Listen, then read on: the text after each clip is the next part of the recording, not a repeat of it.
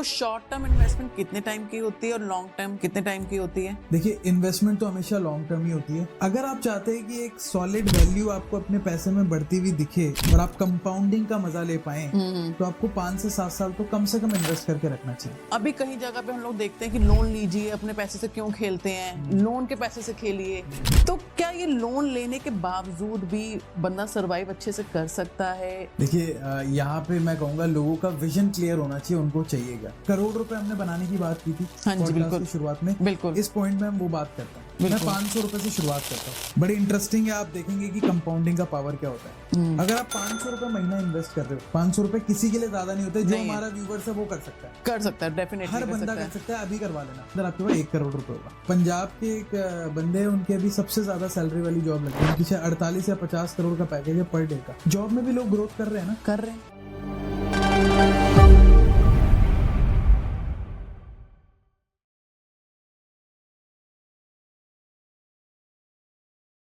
Hello everyone, आज का podcast हमारा बहुत ही इंटरेस्टिंग होने वाला है। यहाँ पे आपको बहुत सी ऐसी नॉलेज मिलने वाली है जो हर एक आम आदमी के लिए बहुत जरूरी है। और ये आज के जो हमारे गेस्ट हैं किसी भी इंट्रोडक्शन के लिए मोहताज नहीं है। इन्हें आपने बहुत से सोशल मीडिया प्लेटफॉर्म पे देखा होगा। पर्सनल फाइनेंस को कैसे मैनेज करें ये सब चीजें बताते हैं।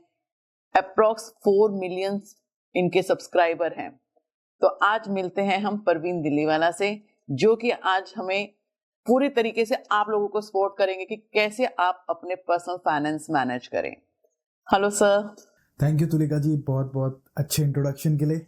आई होप जो हम वैल्यू देंगे इस वीडियो से वो लोगों के रोजमर्रा की जिंदगी में काम आएगी।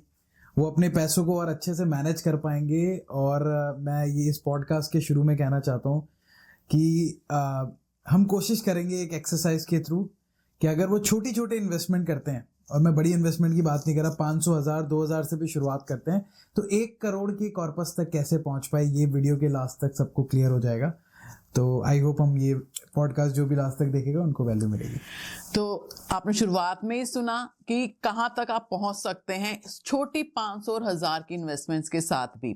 तो जरूर लास्ट तक बनिएगा। हम आपको पूरा क्लियर करेंगे आपकी लाइफ में आपको अपने कैसे गोल सेट करने हैं और अपनी सेविंग्स को किस तरीके से बढ़ाना है। तो सबसे पहले मैं आपसे पूछूंगी सर कि हर एक आम आदमी चाहता है कि मुझे इन्वेस्टमेंट्स करनी है, मुझे सेविंग्स करनी है ताकि मेरा कमिंग फ्यूचर ब्राइट हो। प्रेजेंट के लिए हर किसी के अंदर उतनी एनर्जीज हैं कि वो कर पा रहा है, अर्न कर पा रहा है, लेकिन किस हिसाब से वो करे। सबसे पहले तो डिफरेंस पता होना चाहिए एक आम आदमी को कि क्या डिफरेंस है एक बचत में और एक इन्वेस्टमेंट में, सेविंग्स एंड इन्वेस्टमेंट्स। बहुत बढ़िया सवाल आपने पूछा है। देखिए, सेविंग जो आप करते हैं, राइट, आपने पैसा बचाया, वो आज के लिए बचाते हैं। मान लीजिए आपने घर में 10,000, 15,000 रुपए बचा लिए और आपको फ्यूचर में, नियर फ्यूचर में, मैं ज्यादा लॉन्ग टर्म की बात नहीं कर रहा, 6 महीना 1 साल में कोई पैसों की जरूरत पड़ गई, आपने 50,000, 1 लाख, जो भी हमारे व्यूवर देख रहे हैं उन्होंने सेव किया, वो हमारे नियर फ्यूचर के लिए काम के रहते हैं। इन्वेस्टमेंट जो भी होती है वो हम अपने लॉन्ग टर्म गोल्स को देखते हुए करते हैं। मान लीजिए आपको 10 साल के बाद 50 लाख रुपए की जरूरत है, मान लो किसी को। अगर वो 10 साल पहले से उस 50 लाख की तैयारी करेगा तो मैं उनको ये कह सकता हूं कि उनका 50% तो उनका इन्वेस्टमेंट का रिटर्न ही दे जाएगा। तो बचत जो होती है वो हमारे आज के लिए होती है, इसको आसान भाषा में ऐसा समझते हैं। और इन्वेस्टमेंट जो होती है वो हमारे फ्यूचर के लिए होती है। फ्यूचर के लिए है जी। यानी कि अगर जैसे कहते हैं ना कि दादा बचाए तो पोता खाए। एग्जैक्टली, ये सबसे अच्छा एग्जांपल है। दादा बचाएगा, हाँ, पोता उसको बोलेगा कि भाई मेरे दादा बहुत कुछ करके गए। बिल्कुल, बहुत कुछ करके गए। दादा नहीं बचाएगा तो ज्यादातर पोते क्या करते हैं कि यार मेरे दादाजी ने वो जमीन खरीद ली होती तो आज मुझे खरीद ली होती, काम नहीं करना पड़ता। बिल्कुल। और ये एक्चुअल में सही बात है। बिल्कुल। अगर कोई इन्वेस्ट करके चले और लॉन्ग टर्म का गोल लेके चले कि भाई मैं 20 साल, 25 साल, 30 साल बाद की सोच रख के चलता हूँ, तो आने वाली जनरेशन को इतना आराम आ जाएगा कि आप सोचेंगे कि उनकी आधी से ज्यादा लाइफ की प्रॉब्लम सॉल्व हो जाएंगी। बट मैं ऐसा देख रहा हूं कि ज्यादातर लोग फ्यूचर का सोचते नहीं है। जब इन्वेस्टमेंट की बात आती है तो वो सोचते हैं 20 साल किसने देखे हैं, हम जिएंगे नहीं जिएंगे, इतना पोल्यूशन है, ये है, वो है, मैं तो आज में जीता हूँ। बिल्कुल। और मैं हमेशा कहता हूँ अगर आप आज में जियोगे तो आपका फ्यूचर जो होगा, जो आपके बच्चे आएंगे, आपके पोते आएंगे, वो आपको बोलेंगे दादा आप मेरे लिए कुछ करके नहीं गए, पापा आप मेरे लिए कुछ करके नहीं गए। तो आपको आज से फ्यूचर के बारे में सोचना है, ये एक अच्छा विजन होता है अगर हम लॉन्ग टर्म गोल की बात करें। उससे भी बेटर मतलब कि सबसे पहला पॉइंट क्या आ जाता है कि अगर हम लॉन्ग टर्म सोचेंगे ना, तो जो हमारे बड़े खर्चे होते हैं हर फैमिलीज में होते हैं, अभी आप अर्न कर रहे हो तो जैसे आपने कहा कि बचत आज के लिए, राइट, ठीक है, लेकिन क्या होता है जिस टाइम बच्चे हायर एजुकेशन करनी है जी, फिर आ जाता है उनकी मैरिजेस करनी है जी, मल्टीपल चीजें ऐसी आ जाती हैं जहां पे उन्हें फाइनेंसेस की जरूरत होती है। जी। तो क्या जब भी किस तरह से इन्वेस्ट करें कि जब उनकी रिक्वायरमेंट है, यानी कि जब बच्चे को हायर स्टडीज करनी है तो बच्चों को भी मैंने देखा है एजुकेशन लोन्स लेने पड़ जाते हैं, जी, मैरिजेस के लिए भी लोग लोन ले रहे हैं। जी, जी, जी। तो लोन अभी कहीं जगह पे हम लोग देखते हैं कि लोन लीजिए, अपने पैसे से क्यों खेलते हैं, लोन के पैसे से खेलिए। तो क्या ये लोन लेने के बावजूद भी बंदा सरवाइव अच्छे से कर सकता है? इन्वेस्टमेंट्स एक तरफ हम कह रहे हैं इन्वेस्टमेंट कीजिए, एक तरफ हम कह रहे हैं कि लोन से खेल के आप चीजें आगे करिए। आप मुझे लगता है सेविंग की जगह तो आपकी इंटरेस्ट में चली जाती है। देखिए यहाँ पे मैं कहूँगा लोगों का विजन क्लियर होना चाहिए, उनको चाहिए क्या। जब भी इन्वेस्टमेंट की बात आती है तो एक टर्म बहुत इंपॉर्टेंट है जो लोगों को समझना चाहिए, गोल बेस्ड इन्वेस्टिंग। आपका गोल क्या है इन्वेस्ट करने के लिए? आप कह रहे हैं यार मेरे को 1 करोड़ रुपए चाहिए मुझे इन्वेस्टमेंट से, लेकिन आप उस 1 करोड़ का करेंगे क्या? किसी ने पैसा लेके साथ जाना नहीं है। बिल्कुल। और पैसे का मजा तभी है जब आप पैसे का यूज कर पा रहे हैं सही समय पे। बिल्कुल। अब अगर हम एक नॉर्मल एक इंसान की बात करें तो उसके लाइफ में 3-4 बड़े इवेंट्स होते हैं जहाँ पे उसके खर्चे आते हैं।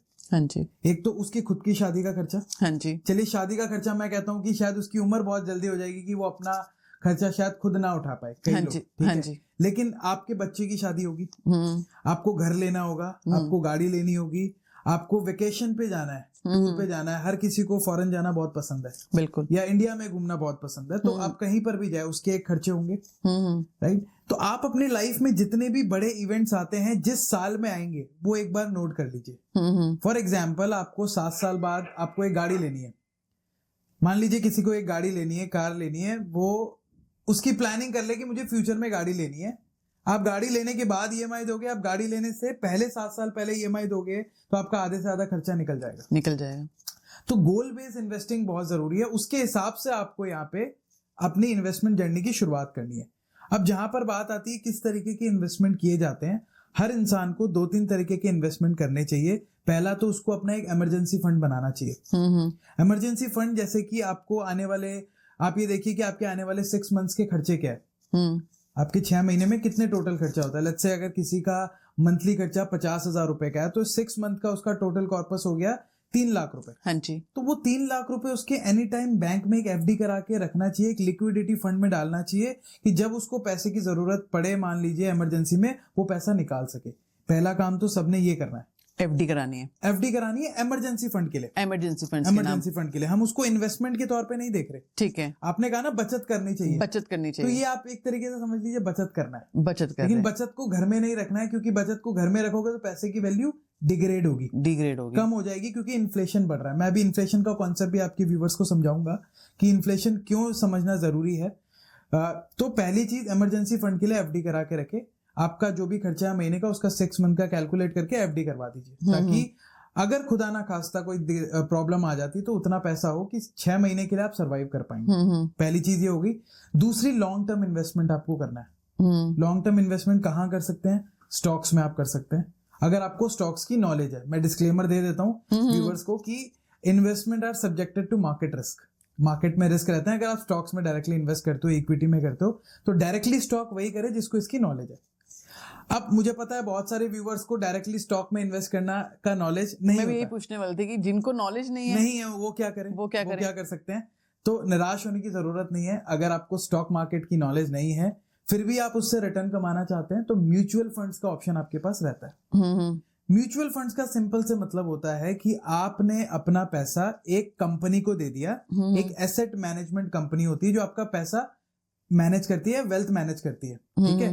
वो कंपनियां आपके बिहाफ पे अलग अलग स्टॉक्स में पैसा लगाती है। अब वो जो कंपनी होती है जो आपका पैसा मैनेज कर रही है वो सिर्फ आपका पैसा मैनेज नहीं कर रही है, आप जैसे हजारों लाखों लोगों का पैसा मैनेज होता है। और जो पैसा मैनेज करने वाला होता है उसको सारी नॉलेज है स्टॉक मार्केट की। ओके। तो आपको अगर स्टॉक मार्केट की डायरेक्ट नॉलेज नहीं है तो आप अपना पैसा उन लोगों को दे दीजिए जो जिसको नॉलेज है, वो आपके बिहाफ पे कर रहा है। और इसी को म्यूचुअल फंड कहते हैं, जहां पे आपका Mutual- पैसा अलग अलग कंपनीज में लगता है, एक कंपनी में नहीं लगता है। जैसे कि हम कहें कि एज ए ब्रोकर टाइप में हमने बीच में एक बंदा हायर किया जो हमारे बिहाफ पे अच्छी जगह पे इन्वेस्टमेंट्स कर रहा है ताकि हमें आने वाले टाइम पे अच्छी रिटर्न्स मिले। ब्रोकर थोड़ा सा अलग हो गया, तो लेखा जी मैं कहूंगा ब्रोकर की जगह हम यहाँ पे वेल्थ मैनेजर्स को यूज करेंगे। वेल्थ वेल्थ मैनेजर, मैनेजर्स या मनी मैनेजर्स भी आप कह सकते हैं, मनी मैनेजर, जो आपका पैसा ये मैनेज कर रहे हैं। ये अच्छा साउंड कर रहा है ना, मनी मैनेजर, क्योंकि आप कहीं पे भी कहीं जाएंगे तो हमें पता है हमने अपने मनी मैनेजर के पास पैसा लगाया है। पैसा लगा दिया, वो हमारे बिहाफ पे पैसा अलग अलग कंपनीज में इन्वेस्ट करता है, ठीक है। और ये बहुत बड़े लेवल की चीज है, मतलब अगर आप आईसीआईसीआई जो एक कंपनी है, आईसीआईसीआई की जो asset management company, mutual fund की कंपनी, उनके पास लाखों करोड़ों रुपए का फंड है जो लोगों का वो मैनेज करते हैं। अब लोगों के लिए फायदा क्या है कि अगर आप एक एफडी में अपना पैसा लगाते हो तो 6 से 7% का एनुअल रिटर्न मिलता है। हाँ जी। लेकिन अगर आप म्यूचुअल फंड में पैसा लगाते हो, मान लीजिए म्यूचुअल फंड के काफी सारे टाइप्स है, जैसे लार्ज कैप फंड है, मिड कैप फंड है, स्मॉल कैप फंड है।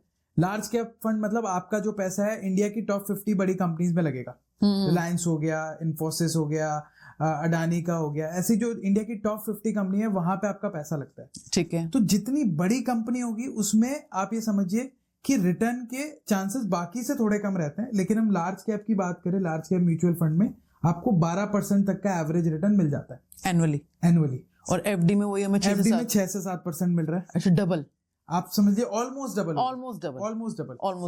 तो यहाँ पे लार्ज कैप कंपनीज में हमारे व्यूअर्स ध्यान रखें, अगर लार्ज कैप म्यूचुअल फंड में आप इन्वेस्ट करोगे तो आपको 12% तक का आप एवरेज रिटर्न यहाँ पे कैलकुलेट कर सकते हैं। मिड कैप में आते हैं, मिड कैप म्यूचुअल फंड्स। अभी कैसे इन्वेस्ट करना होता है, क्या इसका प्रोसीजर होता है, ये हम आपको बताएंगे, बट ये पहले आपको एक्सप्लेन कर देते हैं। मिड कैप म्यूचुअल फंड में आपका जो पैसा है, देश की जो मीडियम लेवल की कंपनी है, 5,000 से लेकर 25,000 करोड़ तक का जिनका एनुअल टर्नओवर है, उन कंपनीज में इन्वेस्ट होता है। तो यहाँ पे आपको स्लाइटली रिटर्न ज्यादा मिलता है क्योंकि रिस्क थोड़ा सा ज्यादा है, राइट। तो यहाँ पे आप समझिए अप टू 15% तक का आप रिटर्न अज्यूम करके चल सकते हो, 15% एनुअली। ओके, मतलब कि लार्ज, जबकि नाम ब्रांड्स वो बड़े हैं कि हाँ। बंदा हर कोई रिलायबल किसको करेगा, लार्ज कैपिटल को, कि वो वहां पे हमें ज्यादा रहेगा। हाँ। लेकिन आप कह रहे हैं कि अगर हम लार्ज की जगह मिडल वाले पे, मिडल कैप में इन्वेस्टमेंट करते हैं तो वो हमारे लिए एक मिडिल क्लास फैमिली जो अगर इन्वेस्टमेंट करती है तो उसके लिए ज्यादा बेनिफिशियल है। इसमें ऐसे होता है, जो कंपनियां जितनी बड़ी हो गई है उसमें रिस्क के चांसेस उतने कम हो गए हैं। यस। अब मुकेश अंबानी की रिलायंस एक दिन में डूबने वाली नहीं है, बिल्कुल। वो इतना बढ़ चुकी है, इतना ग्रो कर चुकी है कि उनके लिए फर्दर ग्रो करना मुश्किल रहता है। तो जितनी बड़ी कंपनीज है, बहुत ज्यादा बड़ी, उनमें 11 से 12% हम रिटर्न अज्यूम करके चलते हैं कि एनुअली हमारा इतना पैसा कंपाउंड करेगा। जितनी छोटी कंपनी, आप मान लीजिए एक स्टार्टअप कंपनी है जिसने अभी शुरुआत की है, रिस्क बहुत ज्यादा है उसमें, लेकिन अगर वो ग्रो करना चाहे, अगर उसका फाउंडर अच्छा हो, टीम अच्छी हो, तो वो 100x भी ग्रो कर सकता है अपने पैसे को लेके। तो जितना छोटी कंपनी होगी, जितना ज्यादा रिस्क होगा, उतना रिटर्न के भी चांसेस ज्यादा होते हैं। फाइनेंस टर्म में एक इंपॉर्टेंट चीज होती है, risk is directly proportional to rewards. जितना ज्यादा रिस्क है उतना ज्यादा रिवॉर्ड भी आपको मिलेगा। तो इसलिए मैंने कहा मिड कैप कंपनीज में, हालांकि ये भी स्टेबल कंपनीज होती है, ऐसा नहीं कि छोटी मोटी कंपनियां हैं। 5,000 से 25,000 करोड़ तक का इनका जो रेवेन्यू रहता है उस बेस पे इनको आंका गया। तो इनमें 15% तक का हम रिटर्न अज्यूम करके चलते हैं। इस तरीके की म्यूचुअल फंड स्कीम में अगर आप इन्वेस्ट करते हो। तीसरी इंपॉर्टेंट जो मेजरली होती है वो स्मॉल कैप फंड्स होती है। वो कंपनियां जो छोटी है, 5,000 करोड़ से कम है, उनमें आप ये समझिए कि आप अपना पैसा ये समझ के रख सकते हैं कि अप टू 18% तक भी आपको एनुअली मिल सकता है। मैं आपको बताना चाहूंगा आपके व्यूवर्स को, लास्ट 3 सालों में जब स्टॉक मार्केट बहुत ऊपर चल रहा था, अभी तो मार्केट थोड़ा गिर रहा है, करेक्शन फेज में आने वाला है, लेकिन जब मार्केट बढ़ रहा था तो ऐसे भी कई म्यूचुअल फंड स्कीम थी जिन्होंने 40% का रिटर्न दिया, 3 साल में पैसे डबल। अच्छा। आप ये सोच के देखिए, या एक्चुअल में वह 40% का एनुअल CAGR कंपनीज ने दिया है। लेकिन हम उसको ये नहीं समझते कि हर साल देगा ही देगा, इसलिए हम एक एवरेज वैल्यू लेते हैं। जब भी इन्वेस्टमेंट करने जाए, एवरेज वैल्यू पे फोकस करें कि उसने लास्ट 10 साल 15 साल में क्या दिया, राइट। तो उस बेसिस पे हम अपने डिसीजन लेते हैं। तो आप ये समझिए कि 18% का रिटर्न बहुत होता है। कोई आप समझिए कोई FD नहीं दे रही आपको, कोई आपको पोस्ट ऑफिस की स्कीम नहीं दे रही, लेकिन रिस्क भी ज्यादा है, ये भी हमें मानना पड़ेगा। तो उस हिसाब से अगर आप पैसा इन्वेस्ट करें, छोटे छोटे पैसों से भी बड़ा पैसा बन सकता है। यानी कि जिस हिसाब से अभी आपने बताया कि हमारा स्मॉल कैप मिडिल कैप और लार्ज कैप है। जी तो हमें इसको भी मैनेज करने के लिए एक मनी मैनेजर तो जरूर करना पड़ेगा। वो इस हिसाब से इन्वेस्ट करते होंगे कि स्मॉल कैप में भी किया, मिडिल में भी किया और लार्ज में भी किया, कि अगर हमने स्मॉल में रिस्क हमारा डूबता है तो वहां से वो उधर से कवर कर जाते हैं। क्या ये थ्योरी रहती ये है? ऐसे कॉन्सेप्ट रहता है।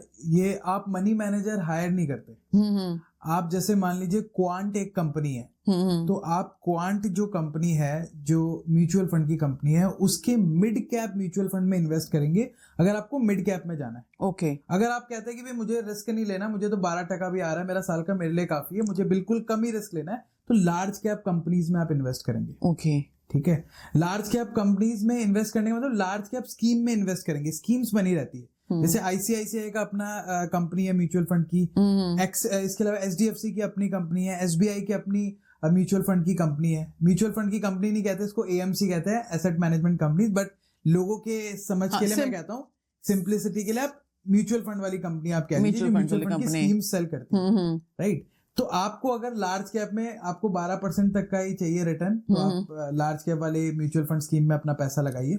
मतलब सेफ खेलें, सेफ खेलना, आप सेफ खेलिए, राइट। क्योंकि पैसे का रिलेशन हर इंसान का अलग अलग होता है। कोई कहता है मेरे को साल का अगर 8% भी मिल रहा है तो मेरे लिए अच्छा है, ठीक है। तो ये एक सब्जेक्टिव मैटर है। हर इंसान की रिस्क कैपेबिलिटी, रिस्क एपेटाइट अलग होता है, तो वो अपने हिसाब से इन्वेस्ट करे। किसी का सुन के मत करे कि 18% का रिटर्न चाहिए तो मैं तो स्मॉल कैप में करूं, क्योंकि अभी मार्केट गिर रहा है।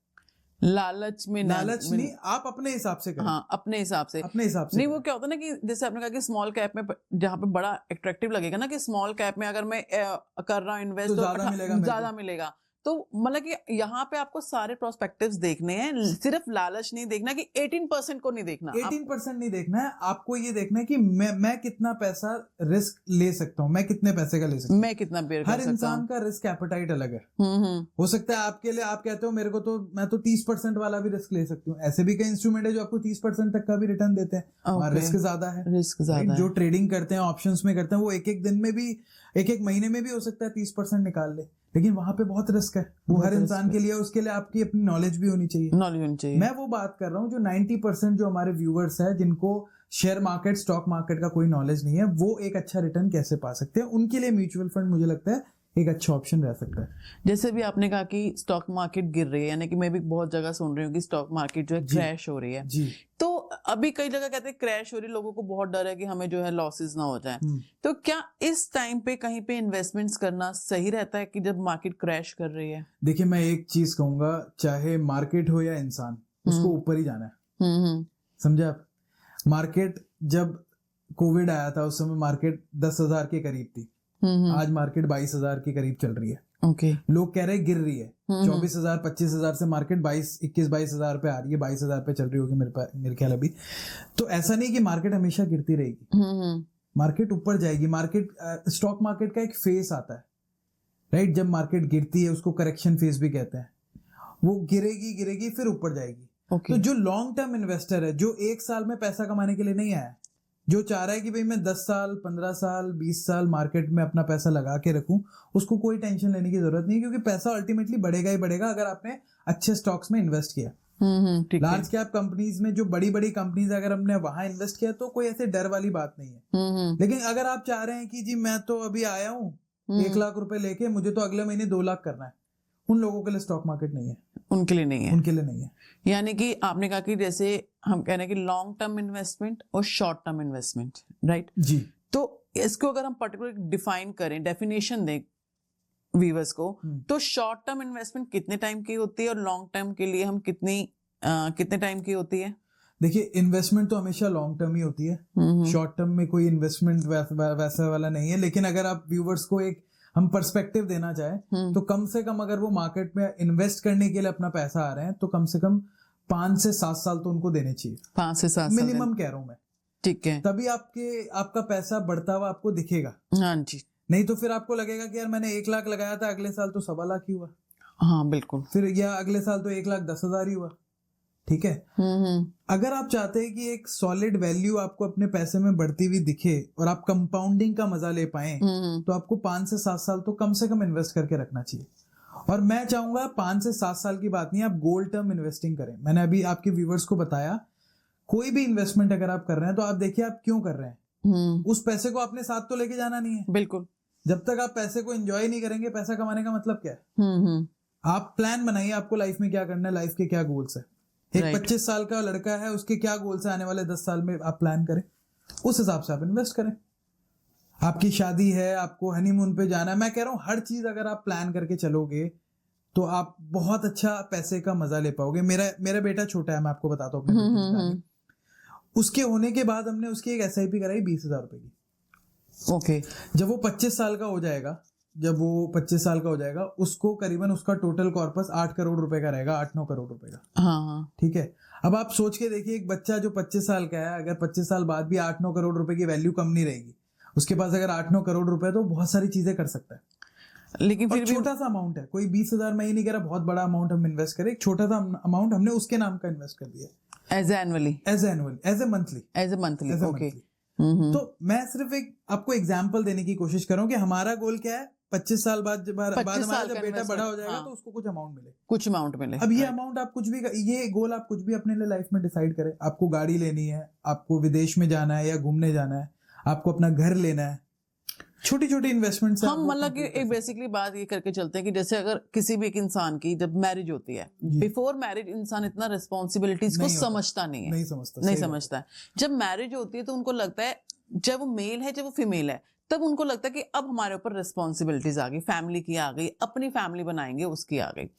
तो अगर ये भी जो न्यूली मैरिड में है तो उनके लिए बहुत अच्छा हो सकता है कि यहीं से आप अपनी इन्वेस्टमेंट शुरू कर दें। सही बात है, यहीं से शुरू कर दें। अभी पता है कि हमने आगे अपना बेबी प्लान करना है, उसकी एजुकेशन है, उसकी एजुकेशन है, यानी कि अगर आज वो इन्वेस्ट करते हैं 18 ईयर्स के बाद जो है आपकी हायर एजुकेशन शुरू होती है। तो ये एक अच्छा टाइम होता है कि जब आपने मैरिज की तो उसमें साथ में सबसे पहला प्रोस्पेक्टिव क्या रखें, अब हमें इन्वेस्टमेंट स्टार्ट कर देनी है। ये बिल्कुल सही बात है। जो भी व्यूवर्स देख रहे हैं, ये आप बिल्कुल प्लान करके चले। लोग सोचते हैं ना कि अपने आप हो जाएगा, देख लेंगे, बिल्कुल, जब खर्चा आएगा तब अपने आप निकल जाएगा, ये एटीट्यूड आपको निकालना पड़ेगा। बिल्कुल आप प्लानिंग के साथ चले। मैं आपको आपके खर्चे कम करने को नहीं बोल रहा, मैं कह रहा हूँ आप खर्चा अच्छे से करो, क्योंकि पैसे का मतलब ही तब होता है जब आप उसको खर्च करके उसको एंजॉय कर पा रहे हो। बिल्कुल, किसी ने तिजोरी में रख के पैसा नहीं जाना। मैं बार बार ये लाइन रिपीट कर रहा हूँ। बिल्कुल आप प्लान करें, प्लान करने के बाद जब आप खर्च करेंगे तो वो खर्चा आपको कम लगेगा। उसके लिए आपको किसी से लोन लेने की भी जरूरत नहीं पड़ेगी।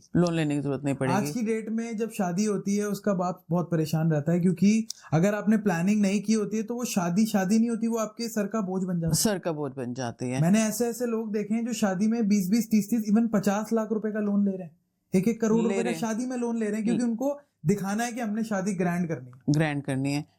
तो वो बिल्कुल सही नहीं है, क्योंकि आपने प्लानिंग नहीं की है, इस वजह से आपको लोन लेना पड़ रहा है। अगर आपने यही प्लानिंग आपके बच्चे के जन्म पे की होती कि मेरा बच्चा बड़ा भी होगा, उसकी शादी भी होगी, उसकी एजुकेशन भी है, और तब छोटा छोटा भी इन्वेस्ट किया होता, तो आपको लोन लेने की जरूरत नहीं पड़ती और आपका आधे से ज्यादा खर्चा ऐसे निकल जाता। तो इसीलिए मैं कहता हूँ कि हर इंसान को गोल बेस्ड इन्वेस्टिंग करनी बहुत जरूरी है।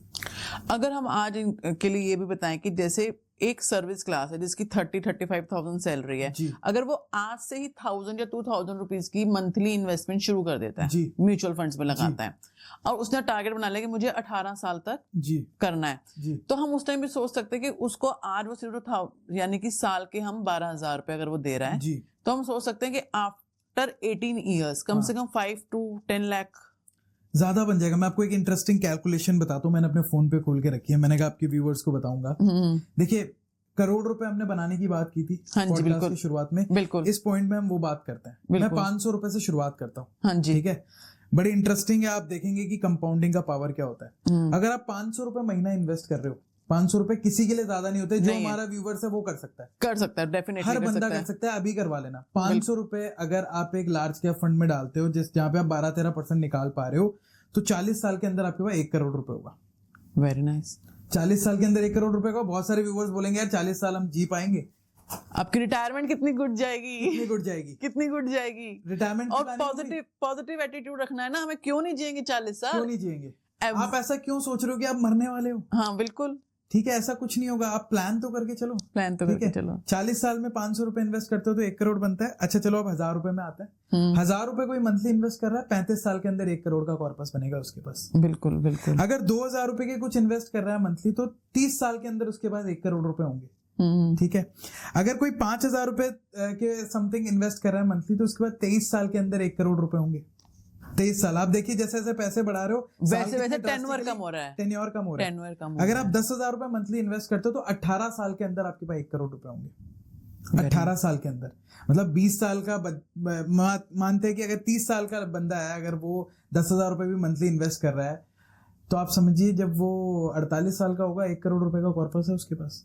और आप कहते हैं भी मुझे और जल्दी चाहिए, 10 साल के अगर आपको 1 करोड़ रुपए लेने हैं तो 40,000 रुपए की मंथ की SIP कराइए, आपके पास 10 साल के अंदर 1 करोड़ रुपए होंगे। तो यहाँ पे मैं व्यूअर को कहूंगी जो बिल्कुल लगता है कि हम सिर्फ 500 रुपए ही निकाल सकते हैं ना, और जिनकी एज सिर्फ 20-22 साल है या 30 इयर्स की भी एज है, तो आप 40 इयर्स में, यानी कि जब आपकी एज अप्रोक्सीमेटली 60 के आसपास होगी, और 60 कोई बहुत ज्यादा एज नहीं है, बहुत नहीं है, आपके पास 1 करोड़ रुपए होंगे जिसे आप अच्छे से आप अपनी लाइफ स्पेंड कर सकते हैं, किसी के ऊपर डिपेंडेंसी नहीं है, रिटायरमेंट प्लानिंग कर सकते हैं। अच्छा, मैं तुलिका जी ये भी कहूंगा, लोग ना बड़े परेशान हो जाते हैं जब भी इन्वेस्टमेंट की बात आती है, वो सिर्फ अपने आज को देखते हैं। बिल्कुल, आज वो कहते हैं कि नहीं मैं 10,000 रुपए थोड़ी इन्वेस्ट कर सकता हूँ महीने के, मैं 20,000 थोड़ी कर सकता हूँ।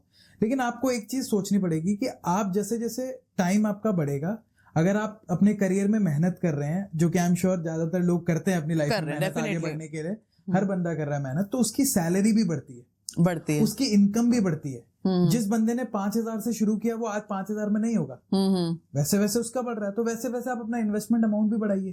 बिल्कुल, जरूरी थोड़ी है कि आपको हमेशा 500 रुपए इन्वेस्ट करना है। आप ये सोचिए कि अगले साल मैं 1,000 रुपए कैसे महीना इन्वेस्ट करूं, उसके अगले साल मैं 2,000 कैसे करूं, उसके अगले साल में 3,000, 4,000, ऐसे ऐसे बढ़ाते जाइए। तो अपनी इनकम के साथ अपनी इन्वेस्टमेंट का अमाउंट बढ़ाना है, तो ये जो 40 साल है ना, ये 20 साल में आ जाएंगे। बिल्कुल, क्या उससे क्या होगा ना कि क्योंकि आने वाले टाइम में मनी की, जो आज आप मनी की वैल्यू है, उस टाइम पे वो वैल्यू कम होगी ना, वो वैल्यू कम हो जाएगी, मनी वैल्यू कम हो जाएगी, वो कम हो जाएगी। लेकिन फिर भी आप ये देखिए 500 रुपए अगर आप घर में रख देते हैं तो आपके 5 लाख रुपए भी नहीं बनेंगे, लेकिन वही 5 लाख रुपए 1 करोड़ रुपए बन जाएंगे अगर आपको एक सिस्टमेटिक। नहीं, घर पे अगर 500 रुपए का किसी लेडी ने रखे होंगे ना, 10 दिन का कोई गेस्ट आएगा तो समोसा चाय में चले जाएंगे। तो डेफिनेटली उसको बैंक में या जहाँ पे भी अपना हमारे मनी मैनेजर के साथ करें तो उनके लिए एक अच्छी प्लानिंग रहेगी। जी। तो ये हर एक हाउसवाइफ के लिए भी जो है यहाँ पे बोलना चाहूंगी, अगर आप 500 रुपए महीना भी सिर्फ अपने सेविंग कर रहे हैं तो कोशिश करके उसे म्यूचुअल फंड्स में इन्वेस्ट करें, ताकि वो आपके लिए और आपके आने वाली जनरेशन के लिए एक अच्छी ग्रोथ दे पाए। बिल्कुल सही बात है। आपके जो फ्यूचर के गोल्स है वो पूरे हो पाएंगे, और लाइफ में पैसों को लेके तंगी की जो लोगों को प्रॉब्लम आती है वो उनको नहीं देखनी पड़ेगी। जब पैसा होगा, आपने अच्छे से मैनेज किया है, फ्यूचर का सोच के आप चले हैं, तो आपको इस चीज की कभी प्रॉब्लम नहीं आने वाली। ये मैं आपके व्यूअर्स को बोलना अभी तक जैसे एज ए बिल्कुल जो एक फाइनेंस बैकग्राउंड से नहीं हूँ, बिल्कुल एक नई चीज सीख रही हूँ, तो मुझे बड़ा अच्छा समझ में आया कि हमेशा मैंने सुना है कि लॉन्ग कैप इन्वेस्टमेंट स्मॉल पे, यहाँ ये समझ में आ गया कि आपको लॉन्ग कैप में इन्वेस्टमेंट ही करके चलना है, तो वही आपके लिए ज्यादा बेनिफिशियल है। तो आप वही गोल सेट करके चलो कि हमें लॉन्ग पे जाना है।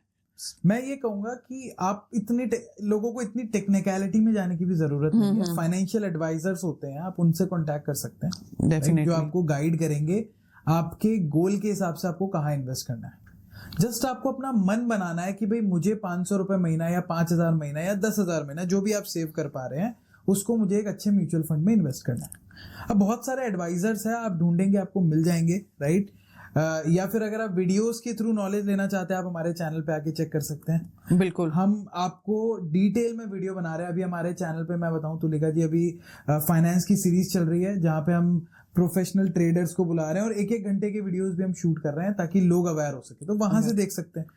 तो जहां नॉलेज लेनी इज इम्पोर्टेंट। बिल्कुल। और आप कहीं से भी लीजिए, किसी के वीडियोस से लीजिए, किसी फाइनेंशियल एडवाइजर से लीजिए, सारी चीजें आपको गाइड करेगा। आपको सिर्फ क्लिक करना है। मतलब मैं आपको बताऊं, आप किसी भी ब्रोकर को चूज करें, आपको मोबाइल पे दिख जाएंगे कि ये लार्ज कैप फंड की 10 म्यूचुअल फंड स्कीम है, ये स्मॉल कैप फंड वाली है, ये मिड कैप वाली है। अब आप देखिए आपको कौन से में इन्वेस्ट करना है, उसके पास रिटर्न देखिए, उसका फंड मैनेजर देखिए, उस हिसाब से आप इन्वेस्ट करें। तो वही बात है कि उस हिसाब से ज्यादा टेक्निकलिटी में जाने की जरूरत नहीं है। आप मन बनाइए, मन बनाएंगे तो आपको लोग भी मिल जाएंगे जो आपकी हेल्प कर सकते हैं इन सारी चीजों में। जैसे मैंने अभी पहले भी कहा था कि कई लोग कहते हैं कि अगर आपके पास अपने पैसे पड़े हैं तो आप उस पैसे से क्यों खेल रहे हैं। हाँ। तो क्या यहाँ पे हम ये भी कह सकते हैं कि हमने जैसे लोन लिया किसी भी चीज का, लोन लेके भी क्या वो एज ए इन्वेस्टमेंट करके अपनी सेविंग्स कर सकते हैं, क्योंकि जब वो लोन लेंगे उनकी एक फिक्स EMI बन गई, ठीक है। तो क्या वो वहां पे इस तरह से चीजें करके चल सकते हैं आगे, वो इन्वेस्टमेंट्स उनको बेनिफिशियल रहेंगी?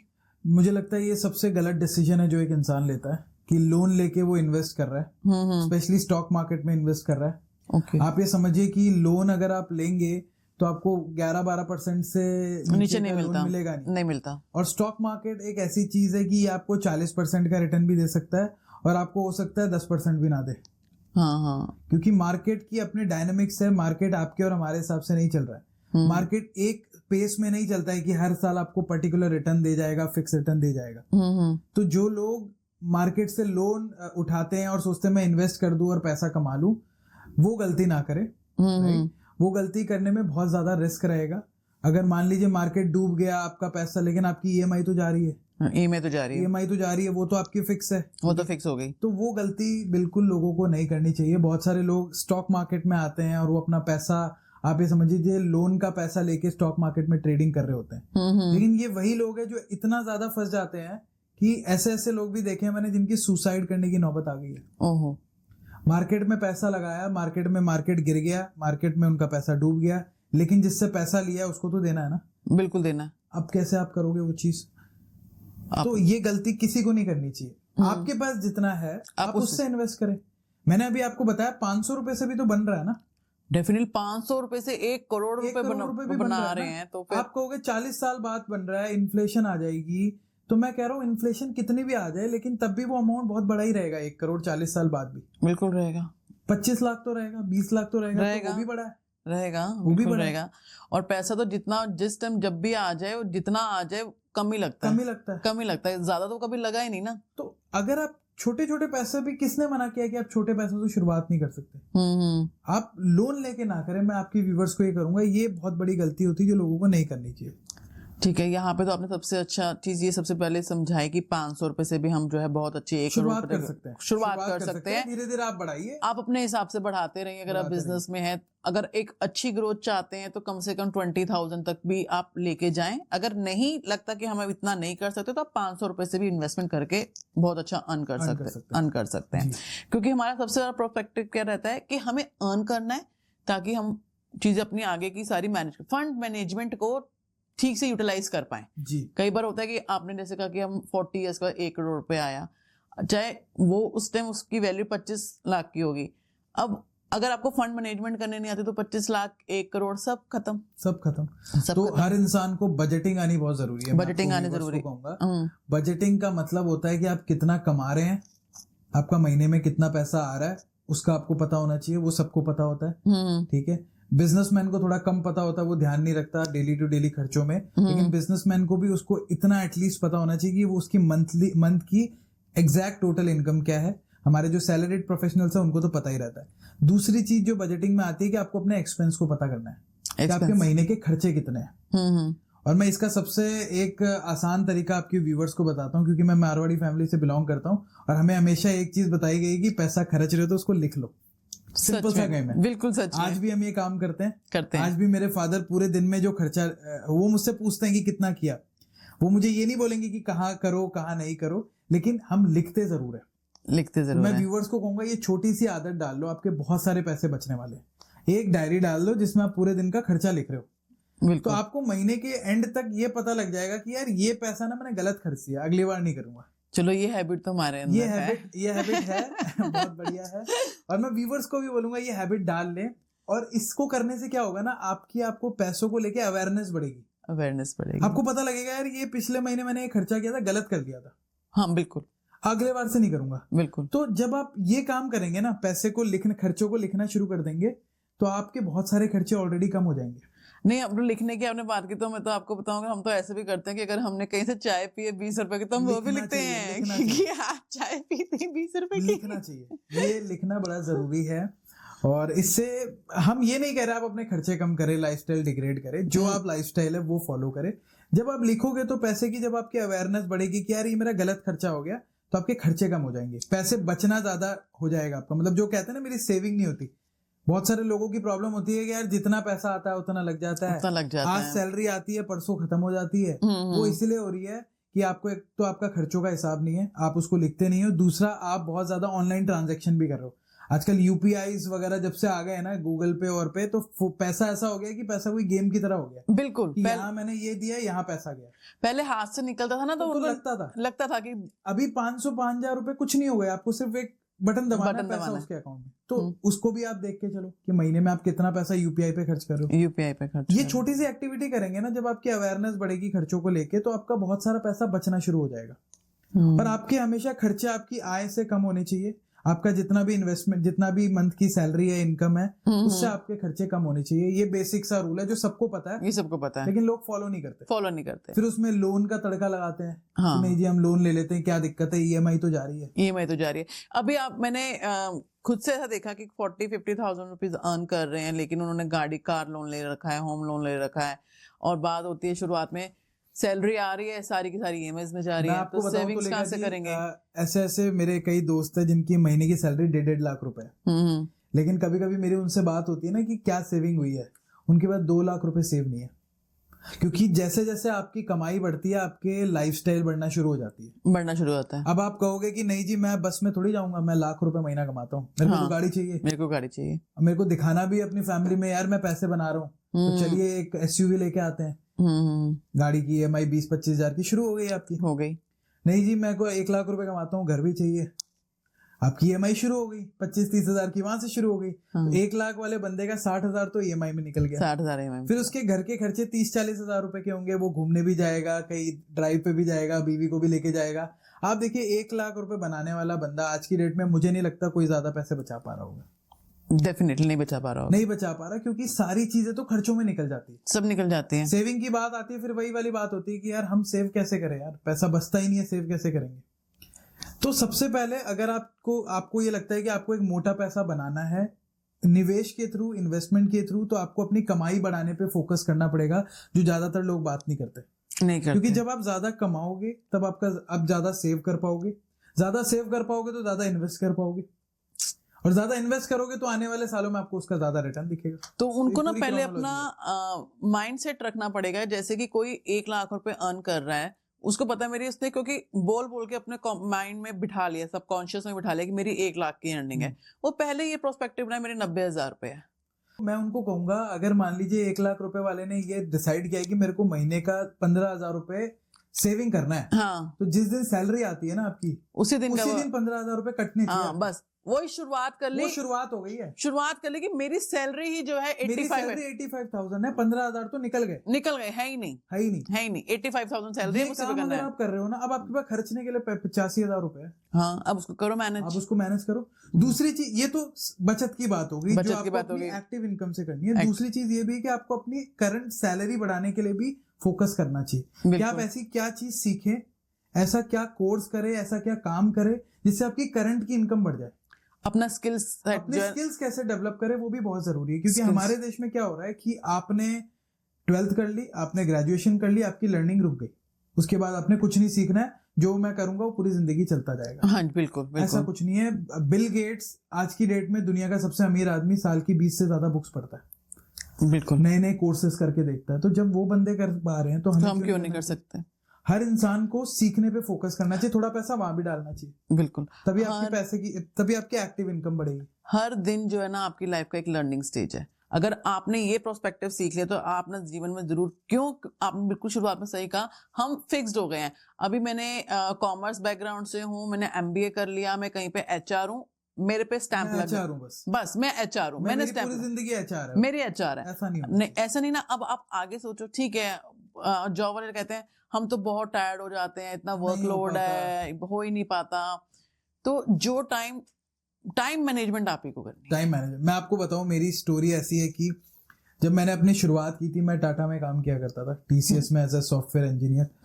तो मुझे अपनी जॉब पसंद नहीं आ रही थी। मैं जिस दिन गया उसी दिन से पसंद नहीं आ रही थी, लेकिन मुझे ये दिमाग में था कि मुझे यहाँ से निकलना है। तो मैं डायरेक्ट तो अपनी जॉब नहीं छोड़ सकता, क्योंकि उस जॉब के लिए भी बहुत मेहनत की है। बिल्कुल। पूरी ग्रेजुएशन की, पूरा मतलब आप समझिए दिमाग खपाया, तब जाके ये जॉब मिली है। इंडिया में तो जॉब लगना भी एक अचीवमेंट है, आप समझिए। बिल्कुल, क्योंकि इंडिया तो एक ऐसी कंट्री की जहाँ चपरासी की जॉब निकलती है तो डॉक्टर इंजीनियर लाइन में खड़े हैं। और ये मैं बोलने की बात नहीं करेगी, एक्चुअल में है। आप जाके देखिए, लोगों को मैं बोलूंगा। तो वो जॉब को मुझे छोड़ना था, अब मैं जॉब कैसे छोड़ूं? अब उसके लिए मैंने एक अपना साइड में बिजनेस शुरू किया ई कॉमर्स का। मैं मोबाइल के कवर्स बेचा करता था, 2017 की बात है, 2016-17 में मैंने ये शुरू किया। आप विश्वास नहीं करेंगे, साल 1.5 साल के अंदर जब मेरी इनकम जो मेरी ई कॉमर्स के काम से थी, मेरी सैलरी जितनी हो गई, तो मैं उस वजह से अपनी जॉब छोड़ पाया। बिल्कुल। जो भी जॉब को बुरा कहते हैं, मैं उनको हमेशा कहता हूँ कभी भी आपकी जॉब बुरी नहीं होती है। आपको वो उस जगह पे लेके आई है जहाँ पे आप कभी होना चाहते थे, जहाँ होना चाहते थे। ठीक है, तो जॉब को बहुत लोग गालियां दे रहे हैं आज की डेट में। जॉब करेगा तू बड़ा नहीं बन पाएगा, बड़ा नहीं बन पाएगा, जॉब करेगा तू तेरा ये नहीं हो पाएगा, बिजनेस करने वाला ही बड़ा बनता है। मैं कह रहा हूँ ऐसे लोग आपको बेवकूफ बना रहे हैं, इससे ज्यादा कुछ भी नहीं है। आप कैसे एक्सपेक्ट कर सकते हो एक ऐसे इंसान से जिसके पास कोई रिसोर्सेज नहीं है और वो बिजनेस शुरू कर पाए? बिकॉज बिजनेस शुरू करना एक फुल टाइम रिस्पॉन्सिबिलिटी है, पैसे भी चाहिए, टाइम भी देना पड़ेगा, फिर आपको रिजल्ट का भी नहीं पता कि रिजल्ट कब आएगा नहीं आएगा। बिल्कुल बिल्कुल। आज बिजनेस शुरू करके कल तो आप पैसे नहीं बनाओगे। आपने बात बहुत अच्छी की, क्योंकि हर जगह मीडिया पे स्टार्टअप करना है, हमने स्टार्टअप कर रहे हैं। लेकिन अगर हर कोई स्टार्टअप में ही आ रहा है, सबसे पहले तो उसको स्टार्टअप करने के लिए भी तो एटलीस्ट 6 महीने का तो बैकअप लेके चलेगा। मैं कह रहा हूँ 6 महीने तो कम है। जब आप बिजनेस शुरू करते हैं, कम से कम 2 साल 3 साल का इमरजेंसी फंड होना चाहिए आपके पास। बिल्कुल होना चाहिए। आपको नहीं पता ना बिजनेस चलेगा नहीं चलेगा, नहीं चलेगा। आज बिजनेस शुरू करके कल इनकम नहीं की जा सकती, लेकिन आज जॉब पाके कल से आपकी इनकम शुरू हो जाएगी। बिल्कुल। तो जॉब को जो लोग गालियां दे रहे हैं ना, गालियां देना बंद करें, क्योंकि हर इंसान की सिचुएशन एक जैसी नहीं होती है। बिल्कुल। बिजनेस के लिए पैसा भी चाहिए, स्किल सेट भी चाहिए, उसके बाद पेशेंस भी चाहिए। ये चीजें नहीं होगी तो आपका बिजनेस ग्रो नहीं कर पाएगा। बिल्कुल ठीक है, लेकिन जिस इंसान के पास नहीं है इतना पैसा लगाने को, उसके पास 15-20 लाख 50 लाख रुपए नहीं है कि वो बिजनेस में लगा के वेट कर सकता है। अगर किसी की ये सिचुएशन कि आज काम नहीं करूंगा तो अगले महीने का राशन कैसे चलेगा, आप उसको कैसे मोटिवेट कर सकते हो कि आप अपना बिजनेस कर लो? अपना बिजनेस करो। जॉब से बिजनेस की शुरुआत जरूर की जा सकती है तुलिका जी। आप जॉब शुरू करो, आपका मन है, बहुत सारे लोगों का अपना करने का मन होता है, मैं सबको अप्रिशिएट करता हूँ, होना चाहिए, लेकिन पहले आप स्टेबल तो हो जाओ लाइफ में। हाँ, आपके लाइफ के डेली के खर्चे तो निकल जाए, डेली के निकल आप जॉब करो, स्टार्ट करो। जॉब में भी अगर आप अच्छा काम करोगे तो आपकी ग्रोथ मिलनी डेफिनेटली। ठीक है, मेरे दोस्त जब जॉब किया करते थे, जब उनकी शुरुआत 10-10, 15-15 हजार से हुई, आज वो 1.5 लाख रुपए भी महीना कमा रहे हैं। तो ग्रोथ की है ना, एक लाइफस्टाइल अच्छी कर रहे हैं ना, अच्छी कंपनी में काम कर रहे हैं ना। अब अगर वो अपना बिजनेस करना चाहे, उनके लिए आसान रहेगा, क्योंकि उनके पास अगर वो उन्होंने सेव किया है पैसा, तो एक पैसा रहेगा बिजनेस शुरू करने के लिए।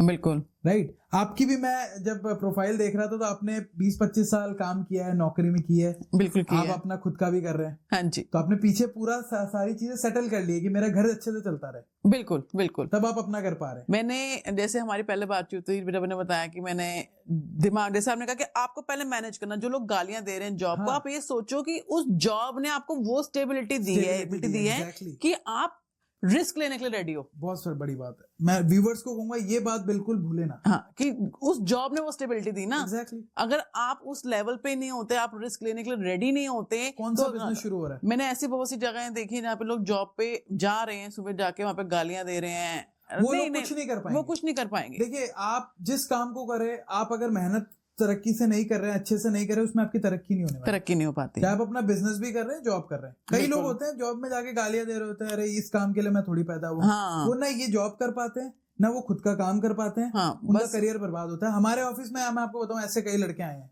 हाँ। जो जॉब में आते हैं, काम करना नहीं है, बैठे हैं, अपना कोई एफर्ट नहीं डाल रहे। देखो, उनको फिर जॉब में भी ग्रोथ नहीं मिलती। और जो कामचोर इंसान है ना, वो खुद का काम भी नहीं कर सकता। डेफिनेटली। जैसे आपने कहा कि आप भी जो है एक एज ए जॉब में रहे हैं, जॉब प्रोफाइल से मैं भी पहले जॉब प्रोफाइल में ही रही हूँ। तो मैं आपको डेफिनेटली बताऊंगी, अगर आपने अपने काम को अपनी हार्डशिप से, अपनी मेहनत से कर लिया ना, तो वो बंदा कहीं पे भी मेहनत करने के लिए रेडी है, वो जा सकता है आगे। अगर आप पहले ही वहां पे जाके बैठे हो, अरे इनका तो रोज का काम है, हाँ। नया प्रोजेक्ट पकड़ा देते हैं, और भी तो लोग बैठे हैं। अरे तुम्हें दिया है, तुम उस चीज को कंसर्न करोगे, वो हमें दिया है, हमें करना है। एक लर्निंग अपॉर्चुनिटी है, कल को आप अपना बिजनेस करोगे, ठीक है, तो आप ये जो लर्न कर रहे हो ना ये जॉब में, ये सारी चीजें आपके काम आएंगी। बिल्कुल आएंगी। सारी चीजें काम आएंगी। हमारे ऑफिस से निकल के कई लोगों ने अपना अच्छा बिजनेस किया है। कई लोग बिजनेस में स्ट्रगल भी कर रहे हैं, क्योंकि जिन्होंने सिर्फ दिखावे के लिए बिजनेस कर लिया, बिजनेस की नॉलेज नहीं है, वो अपना स्ट्रगल भी कर रहे हैं। जॉब में होते तो ज्यादा अच्छा कर पाते। मैंने आपने सही बात बताई, ऐसे लोग भी देखे, जॉब साथ में बैठे कुलीग्स जॉब कर रहे हैं। अब एक ने कहा कि मैं तो जॉब जो है रिजाइन कर रहा हूँ, उसने रिजाइन किया। अगर उसने आज इस जगह पे 1 रुपए की सैलरी में था तो दूसरे को प्रोवोक करता है, मेरे को वहां पे 10 रुपए की मिली है, हाँ। अब मैं जा रहा हूँ, बाय बाय, हाँ। और कुछ टाइम के बाद पता चलता है वो तो वहां का भी नहीं है। काम बिगाड़ने वाले तुलिका जी बहुत है। मार्केट में बहुत बहुत सारे है। बैठे हैं।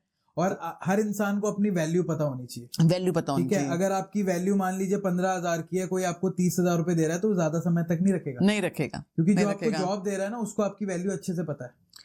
तो बिल्कुल। मार्केट में ये ऐसे बहुत सारे लोग हैं, राइट। तो आपकी जो सैलरी बढ़ती है वो आपके स्किल सेट से बढ़ती है। स्किल सेट से सिंपल सा रूल है, अगर आप किसी कॉर्पोरेट में 1 लाख रुपए की सैलरी ले रहे हो, अगर उस कंपनी को आप 2 लाख रुपए का प्रॉफिट नहीं करा पा रहे तो आपकी जॉब ज्यादा समय के लिए नहीं है। स्टेबिलिटी नहीं है आपकी जॉब की। क्योंकि बिल्कुल। अगर आपको कोई पैसे दे रहा है तो वो भी तो आपसे एक्सपेक्टेशन में कुछ चाह रहा है ना। बिल्कुल चाह और रहा ये है। बिल्कुल नॉर्मल है, इसमें कोई गलत बात नहीं है। बिल्कुल नहीं है गलत बात। आप जॉब कर रहे हो, आप किसी को 5,000 रुपए देते हो, आप उसके बदले में चाहते हो ना कि मुझे कुछ मिले। तो पूरा बिजनेस ऐसे ही काम करता है। पूरा बिजनेस ऐसे अगर काम आप करता है। किसी को प्रॉफिट करवा के दोगे तभी तो आपकी सैलरी बढ़ेगी। बिल्कुल। अगर आप खुद का काम करते हो, आप खुद के लिए प्रॉफिट नहीं कर पा रहे हो, कैसे अपनी टीम को हायर करोगे, कैसे उसको सस्टेन करोगे, कैसे ग्रो करोगे? तो ये चीज जानना बड़ा जरूरी है। जो लोग जॉब और बिजनेस के कंफ्यूजन में अड़े हुए हैं ना, अड़े हुए हैं जो लोग, तो अड़े हुए उनको हैं, ये जानना बहुत जरूरी है। तो मैं तो ये कहूंगी जो भी कोई टीन एजर अगर उनके फैमिली बैकग्राउंड में स्ट्रॉन्ग बिजनेस नहीं है हाँ। और उनको शुरुआत करनी है, तो मेरा अपनी पर्सनल ओपिनियन है, बाकी आप भी गाइड कर सकते हैं, कि शुरुआत के उनको 8 से 10 साल जो है ना एक जॉब में जाके एक्सपीरियंस लेना बहुत जरूरी बहुत है। जरूरी है। क्योंकि अगर आपको बिजनेस में आना है तो आपके वो एक्सपीरियंसेस ही आपको बिजनेस में ग्रोथ देंगे। बिल्कुल सही बात है, बिल्कुल सही बात है। 2 चीजें हैं, जैसे एक तो उसको अपना एक्सपीरियंस तो होना जरूरी है ही है, काम आना तो जरूरी है ही है। दूसरी चीज है पैसा भी उसको जरूरी है अगर वो अपनी बिजनेस की शुरुआत कर रहा है। लोगों को लगता है कि फंडिंग मिल जाती है आजकल तो बड़ी आसानी से, कि आप एक लेटर लिख के दोगे और सामने वालों को दोगे, अपना आइडिया लिख के, सामने वाला आपको 1 करोड़ रुपए पहुंचा देगा। ऐसा नहीं होने वाला। ठीक है, वो दिन गए कि आपने माइक्रोसॉफ्ट वाले को फंडिंग के लिए मेल कर दिया और उसने आपको पैसे भेज दिया। ऐसा नहीं होता। इनिशियल लेवल पे जो भी फंडिंग लगती है वो आपको खुद के पैसों से शुरुआत करनी है। तो बिजनेस के लिए पैसा भी बहुत जरूरी है। कुछ ऐसे बिजनेस है जो कम पैसों में शुरू हो सकते हैं। मैं आपके व्यूवर्स को एक बोनस के तौर पे वो भी बताता हूँ। आप सोशल मीडिया का काम फ्री ऑफ कॉस्ट शुरू कर सकते हो। अगर आप एक अच्छे कंटेंट क्रिएटर हो, आपको अच्छे से कंटेंट बनाना आता है, आप इसको बिना पैसों के भी शुरू कर सकते हो। बिना पैसे एज इन आपका फोन लगेगा, ऑफ कोर्स माइक लगेगा, लेकिन 5-10 हजार को मैं पैसों में उसमें काउंट नहीं करूंगा। लेकिन डिपेंड्स ना, स्किल सेट होना है। सेट आप देखा देखी पे नहीं, देखा देखी नहीं। आप देखिए, अगर आपके अंदर क्रिएटर बनने की स्किल है तो आप यहाँ पे आइए, काम करें। ये एक ऐसी फील्ड है जहाँ पे आपको महीने का 50,000, 1 लाख, 2 लाख, 50 लाख तक भी पॉसिबल है चीजें। बिल्कुल पॉसिबल है अगर आप एज ए क्रिएटर बनते हैं। क्रिएटर मैं इसलिए कह पा रहा हूँ क्योंकि लास्ट 8 साल का एक्सपीरियंस है और कंटेंट क्रिएशन ने मुझे बहुत सारी चीजें दी है। तो ये फुल टाइम प्रोफेशन हो सकता है, बट बशर्ते आपकी स्किल होनी चाहिए। दूसरी चीज, आपका खुद का इंटरेस्ट होना चाहिए, आप किसी को देख के ना आए हो। डेफिनेटली। और तीसरी चीज की पेशेंस होना चाहिए इस लाइन में। ये गेम है पेशेंस का। सोशल मीडिया को आप फुल टाइम करियर नहीं ले सकते, लेकिन आपको रेगुलर काम करना है, तो ये पैसा आपको फुल टाइम से ज्यादा दी जाएगा। हाँ, डेफिनेटली दी जाएगा। तो ये भी एक अच्छी चीज आपने बताई है। डेफिनेटली मुझे लग रहा है कि यहाँ पे लोगों को समझ में आ रहा होगा कि हर वक्त जॉब को गालियां मत दो। हाँ। बिजनेस में आना है, अपना नया स्टार्टअप शुरू करना है, तो पहले वहां जॉब वो जगह है जो उसकी नींव रख के देगी आपको। एग्जैक्टली। अगर आपके पेरेंट्स के पास पैसे नहीं है, फादर के पास इतना रिसोर्सेज नहीं है, तो जॉब ही तो आपको उस चीज के लिए रेडी कर रहा है। वही तो रेडी कर रहा है। आपको काम का भी एक्सपीरियंस मिल रहा है, आपके पास पैसे भी सेव हो रहे हैं, पैसे भी उससे सेव। आप अपना फ्यूचर में करिए ना। किसने रोका? डेफिनेटली, बिल्कुल आपने सही बात की है। कई लोग ऐसे होते हैं जो नहीं कर पाते हैं, तो वो क्या करते हैं, मैंने ऐसे भी देखे हैं जो पेरेंट्स को ब्लेम करते हैं कि आपने हमारे लिए क्या किया। अगर उन्होंने नहीं किया, तुम्हें पढ़ा लिखा दिया, वो कितनी बड़ी चीज है कि तुम्हें वो स्किल सेट दिया कि तुम अपने पैरों पे खड़े हो सकते हो। सही बात है। मतलब आप एक चीज समझिए, मैं हमेशा बोलता हूँ अपने वीडियोस में या मैं कभी भी सेशन कर रहा हूँ कि अगर आपने ब्लेम गेम शुरू कर दिया तो उसी दिन से आपका डाउनफॉल शुरू हो गया। बिल्कुल। आपकी लाइफ की 100% रिस्पॉन्सिबिलिटी आपकी है। आप अच्छा कर रहे हो तो आपकी वजह से कर रहे हो, आप बुरा कर रहे हो तो आपकी वजह से हो रहा है। ठीक है, तो उसकी रिस्पॉन्सिबिलिटी लेना सीखना पड़ेगा अगर आपको एक जिम्मेदार बंदा बनना है, जिम्मेदार इंसान बनना है। ब्लेम से कुछ नहीं होने वाला। गवर्नमेंट ऐसी है, गवर्नमेंट ने टैक्स बढ़ा दिया, पेरेंट्स ने ये नहीं किया, मैं अच्छे स्कूल में नहीं था, मेरे पास पैसा नहीं है इसलिए मैं नहीं कर पाया। 100 रीजन है ना करने की, तो एक रीजन होना चाहिए करने का कि मुझे अपनी लाइफ बेटर करनी है। अपनी लाइफ बेटर करनी है, बस ये रीजन रखो कि मुझे अगर अपनी लाइफ बेटर करनी है, मैं ही रिस्पॉन्सिबल हूँ, कोई दूसरा मेरे लिए कुछ नहीं करने वाला। बिल्कुल सही बात ये करना चाहिए। ये इंसान को अपनी लाइफ की रिस्पॉन्सिबिलिटी खुद लेनी चाहिए और रास्ते निकल जाते हैं। मैनिफेस्टेशन एक बहुत बड़ी चीज होती है, अगर आप सोचेंगे तो आपके पास रास्ते निकलना शुरू हो जाएंगे, होंगे। बिल्कुल, आप पहले ही एकदम से होपलेस हो गए हो, सिर्फ ब्लेम गेम, उसने ऐसे किया उसने वैसे किया, आप अपने तो कर ही नहीं रहे हो। आपने बहुत अच्छी चीज अभी बात में बोली, टैक्स। क्या इस तरह की सेविंग्स पे टैक्स का क्या रहता है? देखिए, टैक्स लगता है, government long term capital gain charge करती है, शॉर्ट टर्म कैपिटल गेन को गवर्नमेंट लगाती है आपके इन्वेस्टमेंट पे, राइट। तो वो टैक्सेस तो लगने ही लगे इंडिया में। मेरे ख्याल से जो लॉन्ग टर्म कैपिटल गेन है वो 10% है और शॉर्ट टर्म कैपिटल गेन वो 12% के करीब है, राइट। तो वो टैक्स आपको आपके रिटर्न्स में देना पड़ता है। अगर आप इंडिया में रह रहे हैं एज ए जिम्मेदार नागरिक, आपको गवर्नमेंट को टैक्स देना पड़ता है। लेकिन अगर आप एक अपना पैसा अच्छे रन रेट से कंपाउंड कर रहे हैं तो वो टैक्स आपको ज्यादा नहीं दिखेगा। समझे आप? क्योंकि जब आपके पास एक मोटा पैसा है, उसका आपको मान लीजिए 10-12% देना भी पड़ गया, तो वो पैसा कोई ज्यादा नहीं है। तो उतनी चीज है जो आपको देना पड़ेगा ही पड़ेगा। टैक्सेस तो लगते हैं, हमारे इनकम टैक्स आप देते हैं, अगर जीएसटी आप देते हैं। टैक्सेस में कहूंगा इंडिया में टैक्सेस की जो रेट है वो अगर आप वेस्टर्न कंट्रीज से कंपेयर करो तो कम है। अगर आप कनाडा में या यूएस में देखो तो वहाँ अप्रोक्सीमेटली 50% तक का टैक्स है। हमारे इंडिया में मेरे ख्याल 35 से 38% या 40% तक का टैक्स है। लेकिन मैं एक चीज जरूर कहना चाहूंगा कि गवर्नमेंट को उस हिसाब से जो लोगों को सर्विसेज है वो अच्छी देनी चाहिए, जितना वो टैक्स हम गवर्नमेंट को दे रहे हैं। गवर्नमेंट ने ऐसा नहीं किया नहीं है, बहुत सारे चीजों में इंडिया बहुत अच्छी तरक्की कर रहा है। जैसे डिजिटल इंफ्रास्ट्रक्चर इंडिया का बहुत अच्छा बन गया। लास्ट 10 साल 15 साल में अगर आप कंपेयर करते हो तो पहले इंटरनेट बेस्ड बिजनेसेस हुआ भी नहीं करते थे। इंटरनेट पे अगर आप काम कर रहे हो तो आप एक तरीके के एलियन हो, आपको पता भी नहीं लगेगा कि आप, मतलब लोगों को पता भी नहीं होता था कि वो काम हो रहा होता है। लेकिन आज की डेट में उन सारी चीजों में हम, आप समझिए, वेस्ट कंट्रीज से भी आगे निकल गए। रिसेंटली मैं दुबई होके आया, पेमेंट्स की मुझे वहां बड़ी दिक्कत हुई क्योंकि वहाँ यूपीआई नहीं है। यूपीआई हो गया है शायद, या यूपीआई नहीं है वहाँ पे? नहीं, क्योंकि वो इंडियन यूपीआई का प्रॉब्लम आता है। या तो आप सिंगापुर में शायद हो गया यूपीआई, फॉरेक्स कार्ड लेके जाओ। लेकिन हमें आदत क्या है, हमें तो भैया स्कैन की आदत है। उतना अच्छा इंफ्रास्ट्रक्चर तो मैं कह रहा हूँ दुबई वालों का भी नहीं होगा। बिल्कुल सही कह रहे हैं आप। ठीक है, तो इंडिया कई मामलों में बहुत अच्छा कर रहा है और आने वाले समय में मुझे ऐसा लगता है इंडिया बहुत तेजी से रफ्तार से ग्रो करेगा। बहुत सारे चैलेंजेस है हमारे कंट्री में भी, बट किस कंट्री के नहीं होते, सब कंट्रीज के होते हैं। दूर के ढोल सबको सुहाने लगते हैं कि हम यहाँ बैठे हैं तो वेस्टर्न कंट्रीज के लिए क्लैपिंग्स कर रहे हैं, लेकिन ये नहीं देख रहे कि इंडिया ने कितनी ग्रोथ की है। बहुत ग्रोथ की है। आप देखिए वो कंट्री जिसका सब कुछ लुट चुका था। बिल्कुल, मतलब अगर हम यूएस की बात करें तो उनकी हिस्ट्री तो 150 साल पुरानी है। उनको आजाद हुए 150 से ज्यादा साल हो गए हैं। हाँ, हो गए हैं। पर हमें साल हुए 80 साल के करीब हुए हमें। तो आप देखिए हमारी जो ग्रोथ है वो बहुत तेजी से हो रही है और one of the fastest growing Nations है हम पूरी दुनिया में। एजुकेशन कितना इम्प्रूव किया है? एजुकेशन इम्प्रूव हुआ है, डिजिटल इंफ्रास्ट्रक्चर इम्प्रूव हुआ है, फाइनेंस के मामले में भी लोगों की जो इनकम लेवल है वो बढ़े हैं पहले से। अवेयरनेस, सोशल मीडिया ने कितनी अवेयरनेस दी है कि आपको फाइनेंशियल स्टेटस हो गया, मेडिकल हो गया, हर चीज के लिए अवेयरनेस कितनी दे रहा है सोशल मीडिया प्लेटफॉर्म। अब कई लोग कहते हैं कि सोशल मीडिया प्लेटफॉर्म पे आ गए हैं तो बच्चों को बिगाड़ रहा है।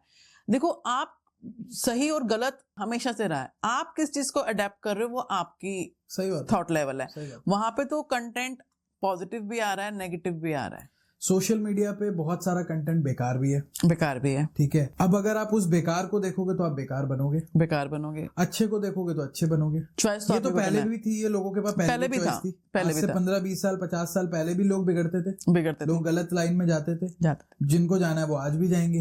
वो इंडिविजुअल पे डिपेंड करता है कि आपको क्या लेना है। सोसाइटी आपको दोनों तरीके की चीजें देंगी, अच्छी भी देंगी, बुरी देंगी। आपके लाइफ के गोल्स क्या होने चाहिए वो आपके ऊपर है। तो आप अपने लिए क्या गोल बना रहे हो? आपको आने वाले 10 साल 5 साल 15 साल में आप अपने आप को कहाँ देखते हो?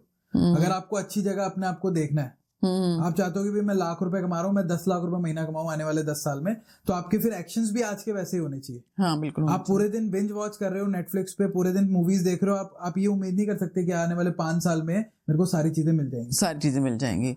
वो बिल्कुल। चीज होनी चाहिए आपके अंदर, वो आपके गोल्स होने चाहिए। वो आपके गोल्स, सबसे बड़ी बात यह है कि आपके अपने गोल्स सेट होने बहुत जरूरी है। अगर आप आज एक स्टूडेंट हैं, Right. तो स्टूडेंट का भी पहले, जैसे हम कहते हैं कि एक आया कि गोल है कि आपने कौन सी स्ट्रीम चूज करनी Right. है, तो गोल्स तो डे वन से, जब आपने जन्म लिया है ना, उसके बाद से सेटल डाउन करने हैं कि गोल्स क्या रखने हैं। अगर आपने गोल्स नहीं सेट किए लाइफ में, तो आप नहीं कुछ कर पाएंगे। एग्जैक्टली जैसे करियर में स्टूडेंट्स के गोल होते हैं, बिल्कुल होते तो हैं। वैसे आपके फाइनेंशियल गोल्स भी होने चाहिए। फाइनेंशियल गोल्स भी होने और चाहिए। हर इंसान को ये सोचना चाहिए कि मैं अपनी सैलरी आने वाले 4 से 5 साल में कैसे बढ़ा लूं, डबल बढ़ा कर लूं, लूं। इस बारे में सोचना चाहिए। ये ऐसे नहीं होगा कि अपने आप हो जाएगा, इसके लिए आपको अपने आप को इम्प्रूव करना पड़ेगा। ठीक है, जैसे जो लोग यहाँ पे ये कहते हैं, जैसे हम फाइनेंशियल्स को मैनेज करने के लिए, हमारे तो जॉब में क्या हमें एनुअल इंक्रीमेंट मिलता है, क्या हमें चीजें मिलती हैं, तो आपने जैसे यहाँ पे क्या है कि अगर आप उस लेवल के इंक्रीमेंट्स जा रहे हैं, तो अपने स्किल सेट्स को इम्प्रूव करते रहें, लर्निंग स्टेज को बढ़ाते रहें, तभी वो चीजें इंप्रूव हो सकती आपने हैं। अभी वो खबर सुनी कि पंजाब के एक बंदे हैं, उनके अभी सबसे ज्यादा सैलरी वाली जॉब लगी है, उनकी शायद 48 या 50 करोड़ का पैकेज है पर डे का। हाँ, मैंने कहीं टाइटल पढ़ा था। ये एग्जैक्ट न्यूज है, आप लगाना व्यूअर्स के लिए, फोटो लगाना उनकी। जॉब में भी लोग ग्रोथ कर रहे हैं ना, कर रहे हैं। आप देखिए वो बंदा जॉब ही तो कर रहा था, लेकिन 48 करोड़ रुपए पर डे का कमा रहा है। मैं नहीं कहता सबको 48 करोड़ पर डे की जॉब मिलेगी, सबको ये अपॉर्चुनिटी मिलेगी, लेकिन अगर आप 4 लाख पर डे भी कमा रहे हो तो बहुत है। हाँ। अगर आप 40,000 पर डे भी कमा रहे हो तो बहुत है। मैं तो बहुत मिनिमम लेके चल रहा हूँ, लोगों ने ये अचीव किया है। मतलब मेरे एक आप समझ लीजिए मेरे मेंटोर ही है, मैं उनको मेरे अपने बड़े भाई की तरह देखता हूँ। वो कनाडा रहते हैं और उनकी शुरुआत बड़ी, आप समझिए वो सरदार ही है, वो शायद इस पॉडकास्ट को देखेंगे तो सुन रहे होंगे। तो उनकी जो जर्नी रही है बहुत नीचे से रही है, आप समझिए बहुत लो मिडिल क्लास फैमिली से वो बिलोंग करते थे। आज कनाडा में उनका जो पैकेज है वो 7 करोड़ रुपए साल का है। Very nice. और सारा उन्होंने अपने बलबूते पे किया है, जॉब किया है, मैकेंसी में जॉब करते हैं, और इतने अच्छे लेवल की ग्रोथ उन्होंने देखी है। और जॉब से गई है। और जॉब से देखी है। जॉब के अपने एडवांटेजेस भी तो है। आपका काम पूरा हो गया, आपको कोई सरदर्दी नहीं कंपनी क्या कर रही है, बिल्कुल कुछ नहीं करना, आप अपना आराम से जाए, एंजॉय करें, अपनी लाइफ जिए आराम से। ऑफ कोर्स बिजनेस के अपने एडवांटेज है, लेकिन अपने डिसएडवांटेज भी है। हर चीज के हैं। 24/7 आप अवेलेबल रहने चाहिए। बिजनेस सबसे बड़ी बात है, तब जाके आपका बिजनेस रन 24/7, कोई आपकी हॉलीडे नहीं, कोई फेस्टिवल नहीं, कुछ नहीं है, कुछ नहीं, आप अवेलेबल रहने चाहिए। इवन आप हॉलीडेज ले लो। मैं आपको बताऊं, मैं वैसा इंसान नहीं हूं जो 24 घंटे काम करूं 7 दिन। मैं हर 3 महीने में एक हॉलीडे में निकल जाता हूँ। अभी मैं दुबई जाके आया, अभी मेरा प्लान बना है कि मैं आने वाले फरवरी में 10 दिन के लिए केरल भी जा रहा हूँ। तो मैंने अपनी टीम को नहीं बताया, लेकिन मैं आपके पॉडकास्ट में पहले, लेकिन आप जब भी काम मैनेज करके जाता हूँ, वही मैं आपको कहने, आप टीम के साथ टच में होगे। टीम के साथ टच में, टीम पीछे से मैनेज करती है। लेकिन मैं वैसा इंसान नहीं हूँ जो हर दिन काम कर सके। मुझे लगता है काम का भी एक फ्रेश अप होना बहुत जरूरी है। आप अपनी न्यू क्रिएशंस तभी दे सकते हो जब आप खुद फ्रेश अप हो, न्यू आइडियाज तभी आएंगे। मेरा काम है क्रिएटिविटी का डेफिनेटली। मैं इस ऑफिस में कंटेंट बनाता हूँ, मार्केटिंग के लिए काम करता हूँ, कंसल्टिंग करता हूँ मार्केटिंग की कंपनीज को। तो जितना मैं क्रिएटिव रहूंगा, उतना मैं लोगों को अच्छे आइडियाज दे पाऊंगा, अच्छा काम कर पाऊंगा। बिल्कुल। तो यहाँ पे जो लोग बार बार कहते हैं कि हम जॉब से परेशान हैं, सब कुछ है, आप जब जॉब कर रहे हैं चाहे बिजनेस कर रहे हैं, आपको कहाँ पे नोटिस करना है? आपको करना है अपनी स्किल सेट पे। एग्जैक्टली। ठीक है, अगर आपका स्किल सेट अच्छा है तो जॉब वो बेस है जो आपको बिजनेस तक लेके जाएगी। एग्जैक्टली। अगर आपका family background business class family का नहीं है, जॉब वो ब्रिज है जो आपको बिजनेस से कनेक्ट करेगा। अब क्या होता है कि जो जॉब्स वाले पर्सन होते हैं ना, जैसे हम दोनों ही जॉब प्रोफाइल से, तो हमने देखा है ये सब चीजें कि वो डिपेंड करते हैं कि हम चलो लोन ले लेते हैं या कुछ इस चीज कर लेते हैं। जैसे आपने शुरुआत में बताया कि इमरजेंसी फंड्स के लिए, वो अभी हमने बताया कि हम कैसे उसको मैनेज कर सकते हैं, लेकिन जस्ट जब लोगों को नहीं पता होता तो वो लोन्स पे पहले जाते हैं। अब लोन्स पे जाने के लिए सबसे पहले क्या देखा जाता है? हमारा क्रेडिट स्कोर। जी बिल्कुल, राइट।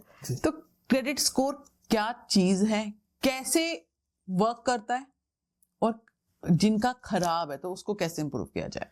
बहुत ही बढ़िया क्वेश्चन है। मतलब लोगों की इस प्रॉब्लम को सॉल्व करने के लिए हमने एक डेडिकेटेड यूट्यूब चैनल भी बनाया है, लोन सपोर्ट इंडिया, जिसपे सिर्फ हम लोन से रिलेटेड कंटेंट डालते हैं। वो बहुत नया चैनल है अभी। मैंने उसकी मार्केटिंग ज्यादा की नहीं है, बट आपके व्यूअर्स को, लेकिन आप हमें जरूर बताना, हम अपने डिस्क्रिप्शन में डालेंगे ताकि लोगों को पूरी नॉलेज हो। सिर्फ उसमें लोन रिलेटेड कंटेंट रहता है, वो भी चैनल देख सकते हैं। और मैं आपकी बात पे आता हूँ कि क्रेडिट स्कोर होता क्या है, पहले उस पर बात करते हैं।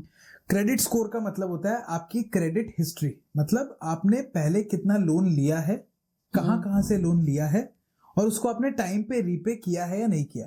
ओके। मतलब मान लीजिए तुलिका जी, आपने अपने जितने भी आपका अभी तक अगर आपने 5 लोन लिए हैं, हाँ जी, तो आपके क्रेडिट स्कोर में वो सारे लोन्स दिखेंगे कि तुलिका जी ने 2011 में एक एसी लिया था, ईएमआई पे लिया था, इस तारीख को लिया था, इस डेट को इन्होंने अपना लोन कंप्लीट कर दिया। यानी कि जैसे हमारा बर्थ चार्ट है। बर्थ चार्ट है, जैसे आपके एस्ट्रोलॉजी में बर्थ चार्ट होता है, वैसे क्रेडिट स्कोर आपका क्रेडिट चार्ट कह लो उसको। ओके। आपने पहले कितने लोन लिए हैं उसको टाइम पे क्लोज किया है या नहीं किया है, पहले वो कंसिडर किया जाता है। और अगर आपके करंट में कोई लोन चल रहा है तो वो भी उसमें आपको दिखेगा। अगर आपने लोन लिया, टाइम पे रीपे कर दिया, अगर आपका करंट में लोन चल रहा है, टाइम पे आप ईएमआई पे कर रहे हो, कोई डिले नहीं कर रहे हो, तो आपका क्रेडिट स्कोर अच्छा बनता है। ओके। जनरली 2 कंपनीज है इंडिया में जो क्रेडिट स्कोर प्रोवाइड कराती है, एक सिबिल है, लोगों ने नाम सुना होगा, एक एक्सपीरियन है। हाँ जी। ये 2 कंपनीज क्रेडिट स्कोर देती है लोगों को based on their credit profile, जो मैंने अभी आपको बताया था। हाँ जी। किसी इंसान का क्रेडिट प्रोफाइल कैसे बनेगा, उनके पूरे पास में उन्होंने कितने लोन लिए हैं, वो टाइम पे रीपे किए हैं, और उनके करंट में कौन से लोन चल रहे हैं।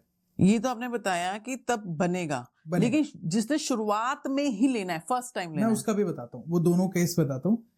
तो क्रेडिट प्रोफाइल, क्रेडिट स्कोर क्या होता है, लोगों को समझ आ गया कौन कौन सी कंपनियां क्रेडिट स्कोर बना रही है, समझ आ गया। लोग जनरली ये बोलते हैं मेरा सिबिल खराब है। हाँ जी, सिबिल खराब है। सिबिल खराब है, सिबिल का मतलब यही हो गया उनका क्रेडिट स्कोर खराब है। क्रेडिट ठीक है जी। स्कोर। अब अच्छा क्रेडिट स्कोर किसको कहते हैं, पहले उस पर बात करते हैं, फिर बुरे पे बात करेंगे और उसको कैसे इंप्रूव करना है।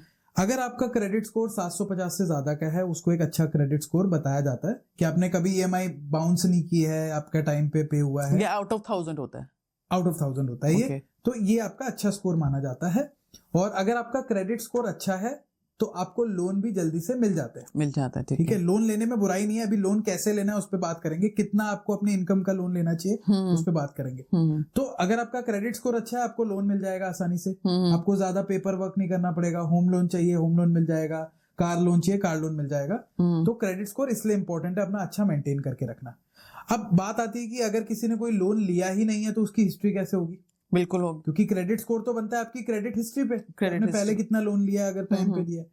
लेकिन अगर आप फर्स्ट टाइम लोन ले रहे हैं तो आपको ऐसा नहीं कि लोन मिलेगा ही नहीं, क्योंकि आपने फर्स्ट टाइमर है। आपको लोन मिलेगा, छोटे अमाउंट का लोन मिलेगा। ओके, ठीक है। तो अगर किसी को अपनी क्रेडिट स्कोर अच्छा करना है तो वो लोन ले, उसको लोन लेना चाहिए। मान लीजिए आप टीवी लेके आ रहे हैं, टीवी 50,000 का है, आप लोन पे ले लीजिए, टाइम पे करिए ना। नो कॉस्ट ईएमआई का ऑप्शन रहता है, आपको कुछ भी एक्स्ट्रा पैसा नहीं देना पड़ेगा। लेकिन होगा क्या, जब आप एक टीवी का लोन पूरा करके देंगे तो आपका क्रेडिट स्कोर बनना शुरू हो गया ना, बनना शुरू। जब आप लोन लेंगे तो आपका पैन कार्ड दिया जाएगा। हाँ जी, वो सब अटैच होता है। पैन अगर आपका है तो सरकार आपका कुछ भी निकाल सकती है कि आपने 25 साल पहले भी क्या खर्चा किया है, वो भी सरकार के पास सारा डेटा है, वो डेटा है। तो अगर आप पहला लोन ले लेंगे, उसको टाइम पे कर देंगे, आपके क्रेडिट हिस्ट्री बन जाएगी। अब सेकंड टाइम जब लोन लेने जाएंगे तो आपको थोड़ा ज्यादा मिलेगा लोन। पहली बार 50,000 का मिला तो हो सकता है दूसरी बार आपको 70,000 तक। यानी कि शुरुआत हम कंज्यूमर लोन से करें जो हमें 0 EMI से मिल जाए। 0 EMI से मिल सकती है, राइट, जिसमें ज्यादा कुछ आपको डॉक्यूमेंट्स की जरूरत नहीं है। लोग फोन्स बहुत लेते हैं आजकल, फोन्स ले सकते हैं। लेकिन देखिए इंपॉर्टेंट चीज ये है कि अगर आप लोन ले रहे हैं तो उसको टाइम पे रीपे करें, वो ज्यादा इंपॉर्टेंट है। वो आपकी नीड होनी चाहिए। अगर उसको जैसे अभी हम सोशल मीडिया पे आपने जैसे बताया कि कंटेंट क्रिएट कर सकता है, अब वो कह रहा है मेरे पास नहीं है, तो वो ईएमआई पे लेके स्टार्ट कर सकता है। लेकिन ईएमआई भी आपको अपनी सैलरी के हिसाब से लेनी है, सैलरी के हिसाब से। ऐसा तो नहीं कि आपकी सैलरी मान लीजिए 20,000 रुपए की है तो आप 5 लाख की कोई सामान उठा के ले आए।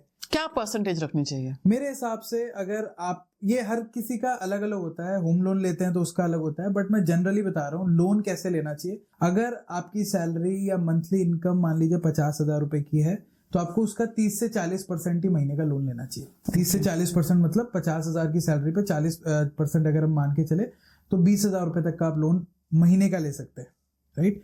एनुअल का भी आप यही करके ले लीजिए। अगर आपकी सैलरी मान लीजिए किसी की 10 लाख रुपए साल की है तो वो 3 लाख 4 लाख रुपए लोन ले सकता है आराम से।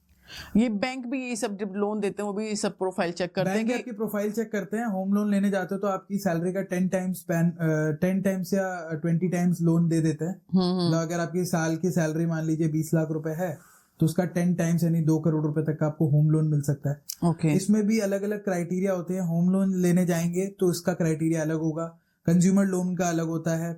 इसके अलावा अगर आप पर्सनल लोन लेने जाते हैं वहां पे इंटरेस्ट रेट अलग होता है, उसका क्राइटेरिया अलग होता है। डिपेंड्स ऑन कि आप कितने टेन्योर के लिए लोन ले रहे हैं, उस हिसाब से चीजें डिपेंड करती है। Okay right. तो जैसे अभी हमने शुरुआत में किया कि अगर आपको क्रेडिट स्कोर बनाना है तो शुरुआत कंज्यूमर लोन से, मिनिमम लोन से शुरुआत मिनिमम की। लोन से करे, चाहे वो 50,000 की बात नहीं, चाहे आप 10,000 का कोई फोन ले लीजिए हाँ। लोन पे, टाइम पे रीपे कर दीजिए, तो आपकी एक क्रेडिट हिस्ट्री बन जाएगी, अगली बार आपको ज्यादा लोन मिलने के चांसेस है। ठीक है, ऐसा कर सकते हैं आप। अब आपने एक क्वेश्चन और पूछा था कि अगर किसी का सिबिल स्कोर खराब है या खराब हो गया, उसने बाउंस हो गई बीच में, तो वो क्या कर सकता है? हाँ। उसको भी यहाँ पे लोन लेने पड़ेंगे। पहले तो आपको ये देखना है कि जो खराब हुआ है उसको वहां से सही करवाएं। अगर आपने कोई ईएमआई बाउंस कर दी है बीच में या कुछ आपका ड्यू रह रहा है, उसको क्लियर कराएं। उसके बाद लोन्स लीजिए छोटे आपने अमाउंट में। यहाँ पे बोला कि उसको क्लियर करवाएं, ठीक है। ऐसा होता है कि दिस टाइम ये सिबिल स्कोर डिजिटली सब कुछ अभी हुआ है, लेकिन कईयों के होते हैं बहुत पुराने, उनके पास उसके रिकॉर्ड्स भी नहीं है। मेरे पास ऐसे एक दो जने मैंने देखे कि कौन से पेंडिंग है, कहाँ पे होने हैं, और जब बीच में आते हैं मीडिएटर्स, जब आ जाते हैं तो वहां पे क्या होता है, फाइनेंशियल फ्रॉड्स होने शुरू हो जाते हैं कि हम आपके बिहाफ पे जो है इसको कर देंगे। बाद में पता चलता है कि वही पैसे लेके चले गए, आप यानी कि कलेक्शन के नाम पे आपके पास आते हैं कि हम इस जगह से सब कुछ है। तो इफ फाइनेंशियल फ्रॉड्स भी बीच में आ जाते हैं इस चक्कर में, तो यहाँ पे नहीं, ऐसा नहीं है। आप अगर कहीं से भी लोन ले रहे हैं तो आप ये देखिए वो एनबीएफसी है नहीं है, गवर्नमेंट ऑथराइज है नहीं है। ओके, ठीक है। तो आपको जो लोन लेना है वो आरबीआई अप्रूव्ड एनबीएफसी से ही लेना है। एनबीएफसी मतलब जो लोन देने वाली कंपनीज होती है, या बैंक लोन देता है या एनबीएफसी लोन देता है, तो आप वहां से लीजिए लोन जो आरबीआई अप्रूव्ड है, RBI reserve bank of India से अप्रूव्ड है, वहीं से लीजिए, तो स्कैम होने के चांसेस ही नहीं होंगे। क्योंकि अगर कोई आरबीआई से एफिलिएट है या अप्रूव्ड है तो आप समझिए आरबीआई ऐसे ही अप्रूवल नहीं देता है, बहुत सारी चीजें देखी जाती है। स्पेशली जहां पे लोन में स्कैम की बात आती है तो चाइनीज एप्स बहुत चल रही है, जो लोन प्रोवाइड कराती है, और वो ऐसा है ना, उनका बड़ा सीधा सा है, वो लालच देती है आपको। अगर मान लीजिए बैंक वाला आपको 10,000 का लोन नहीं दे रहा है तो वो आपको 50,000 का देने को रेडी हो जाएंगी। तो अगर आपको कोई ओवर द टॉप जाके लालच दे के लोन दे रहा है और आपकी क्रेडिट स्कोर के हिसाब से बहुत ज्यादा लोन दे रहा है, तो वहां पे आपके चांसेस है कि आपके साथ स्कैम हो सकता है। तो उस केस में आपको बच के रहना है। कोई भी चाइनीज ऐप जो लोन प्रोवाइड करा रही है, जो कह रही है कि हम डॉक्यूमेंट भी नहीं लेंगे, हम कुछ नहीं ले रहे, हम आपको ऐसे ही लोन दे देंगे आपके अकाउंट नंबर के बेस पे, उसके या आपके पैन कार्ड के बेस पे, तो वहां स्कैम होने के सबसे ज्यादा चांसेस है। क्योंकि अगर आप लोन ले रहे हैं तो उसके एक नॉर्म्स है जो आपको फॉलो करने पड़ेंगे, वो सभी फॉलो कर रहे हैं। कहता ना कि मतलब डॉक्यूमेंट मांग रहा है, बहुत क्यों मांग रहा है? कई लोग कहते हैं जब लोन लेने आते हैं कि इतने सारे डॉक्यूमेंट की रिक्वायरमेंट क्यों पड़ती है? क्योंकि वो नॉर्म सेट किए गए हैं आरबीआई की तरफ से, और वो उनको फॉलो करने ही पड़ेंगे जो आरबीआई से अप्रूव्ड है। और आपको आपके हिसाब से, आपकी इनकम के हिसाब से लोन दिया जाता है। ऐसा नहीं कि आपकी इनकम 20,000 और आपको कोई 2 लाख रुपए का लोन देने को रेडी हो गया, नहीं होगा। अगर आप कैसे रीपे करोगे? आप रीपे कैसे करोगे? क्योंकि उनको आपकी रीपे से मतलब नहीं है। वो आपको 2 लाख का लोन लेंगे, फिर आपको परेशान करेंगे, हैरेस करेंगे और 5-10 लाख रुपए निकालेंगे। ऐसा बहुत सारे केसेस हुए हैं। मैं रिसेंट में एक रिसर्च कर रहा था, बैंगलोर का एक लड़का, उसने एक चाइनीज ऐप से लोन ले लिया और उसको पैसों की बहुत जरूरत थी। अब जैसे उसने लोन लिया, उसने ऐप को डाउनलोड किया। जब आप कोई भी ऐप डाउनलोड करते हैं, बहुत सारे एक्सेस आपसे मांगते हैं। उसने सारे एक्सेस दे दिए। अब उसके फोन का सारा एक्सेस कंपनी वालों के पास चला गया। उसकी सारी फोटोज चली गई, कुछ प्राइवेट डेटा था वो चला गया, उसके सारे फेसबुक, इंस्टा सबके लॉगिन चले गए। उसके बाद लोन वालों ने उनको हैरेस करना शुरू किया। उनको पर डे का आप समझिए 10-10% का ब्याज लगाना शुरू किया। तो वो बंदा इतना हैरेस हो गया, इतना परेशान हो गया, उसको धमकी देने जाने लगी कि भाई अगर तू पैसे नहीं देगा तेरे रिश्तेदारों में खबर फैला देंगे। उसकी इमेजेस को मॉर्फ करके पोर्नोग्राफी कंटेंट तक उसका बनाया गया। लास्ट में वो इतना बंदा परेशान हुआ, उसने आत्महत्या कर ली। तो इतना गंदे लेवल का ट्रैप भी होता है लोगों के साथ। लेकिन ये भी तो प्रॉब्लम है कि अगर आपने कोई भी ऐप, चाहे आपने चाइनीज की बात की, अगर हम कोई इंडियन ऐप या बैंकिंग ऐप भी करो तो उनको एक्सेस देने पड़ते हैं, यानी कि हमारे फोन के डाटा तो हमेशा ही जाते हैं कंपनीज के पास, जाते हैं। लेकिन उसमें वो कौन सा डेटा यूज कर रहे हैं, वो एक गेम है ना, उसके नॉर्म सेट किए जाते हैं। आपका प्राइवेट डेटा, आपके अकाउंट की इंफॉर्मेशन वो एक्सेस नहीं कर सकते। वो एक जनरल डेटा ही एक्सेस करेंगे, just to know your search history कि आप क्या सर्च कर रहे हैं। कंपनी जो अच्छी कंपनी, फेसबुक के पास आपका सारा डेटा है, गूगल के पास आपका सारा डेटा है, लेकिन गूगल के पास आपके अकाउंट का डेटा नहीं होगा। जो पर्सनल इंफॉर्मेशन है वो नहीं जाती।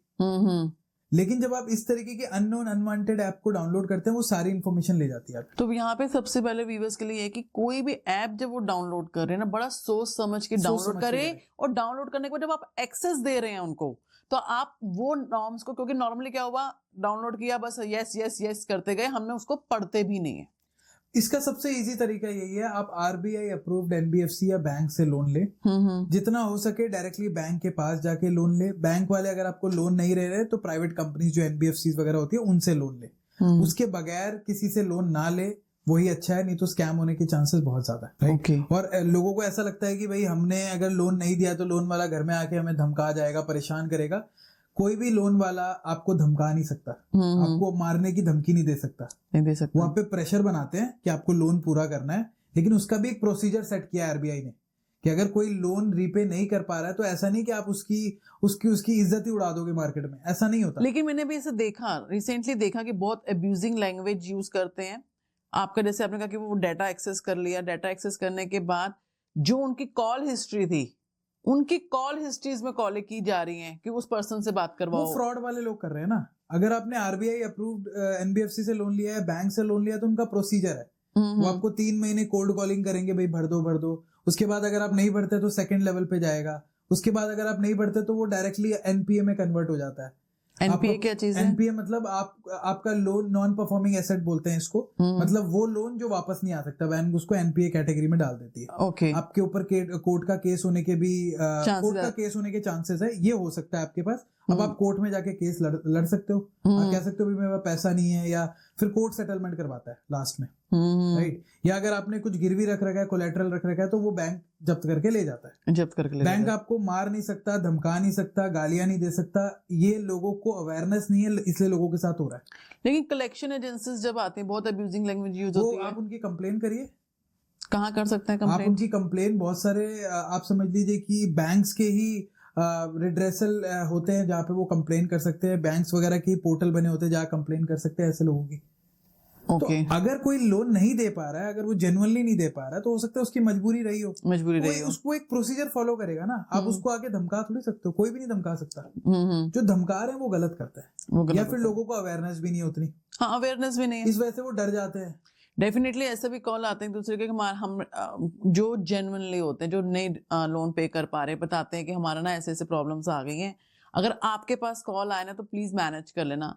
तो पता चलता है कि कॉल आई, उन्होंने बड़ा उससे बदतमीजी से बात की कि इस पर्सन को बुलाओ, तुमने अपने पास फ्रॉड रख रखा है। मतलब इस तरह की बहुत गलत कोई भी नहीं कर सकता। लोगों को अवेयरनेस अगर होगी तो लोग डरेंगे नहीं। हाँ, अगर आपने लोन नहीं दिया है तो फॉल्ट आपका है, चाहे वो किसी भी रीजन से है, तो आप उसको एक लीगल प्रोसीजर में फॉलो करो ना। ज्यादा से ज्यादा क्या होगा, आप पे कोर्ट केस होगा। आप कोर्ट में जाके जेन्युइनली अपनी कहानी बताओ, कोर्ट आपका सेटलमेंट करवाएगा। लास्ट में यही ऑप्शन बस। या फिर अगर आपने कुछ कोलैटरल रखा हुआ है तो आपका बैंक वाले लेके चले जाएंगे। यही हो सकता है, इससे ज्यादा तो कुछ नहीं होगा। तो मेंटली टॉर्चर नहीं कर सकते आपको। ये चीज है, मेंटली टॉर्चर नहीं कर सकते। ये बात बहुत ज्यादा है, जो लोगों के लिए अवेयर होना बहुत जरूरी है। जो लोग डरते हैं, पहले तो आप लोन उस सीमा से लो जो आप रीपे कर पाओ। अगर नहीं कर पाए हो किसी सर्कमस्टेंसेस की वजह से, तो फिर आपको ये चीजों के लिए ध्यान है ना, आपको प्रोसीजर के साथ चलना है और इन लोगों से नहीं डरना। और मैं एक चीज बोलना चाहूंगा, लोन बुरे नहीं होते हैं। लोन लेने का सही तरीका यही है, कभी भी शो ऑफ के लिए लोन ना लीजिए। बिल्कुल। लोन लेने से पहले सोचिए कि ये मेरा खुद का पैसा नहीं, मुझे रीपे करना है, विद इंटरेस्ट रीपे करना है। ये सोचिए। वो कैसे करेंगे उसका सोचिए। तो अपने इनकम के हिसाब से लोन लीजिए, ठीक है? तभी आपको लोन परेशान नहीं करेगा, लोन आपके फेवर में काम करेगा, ठीक है?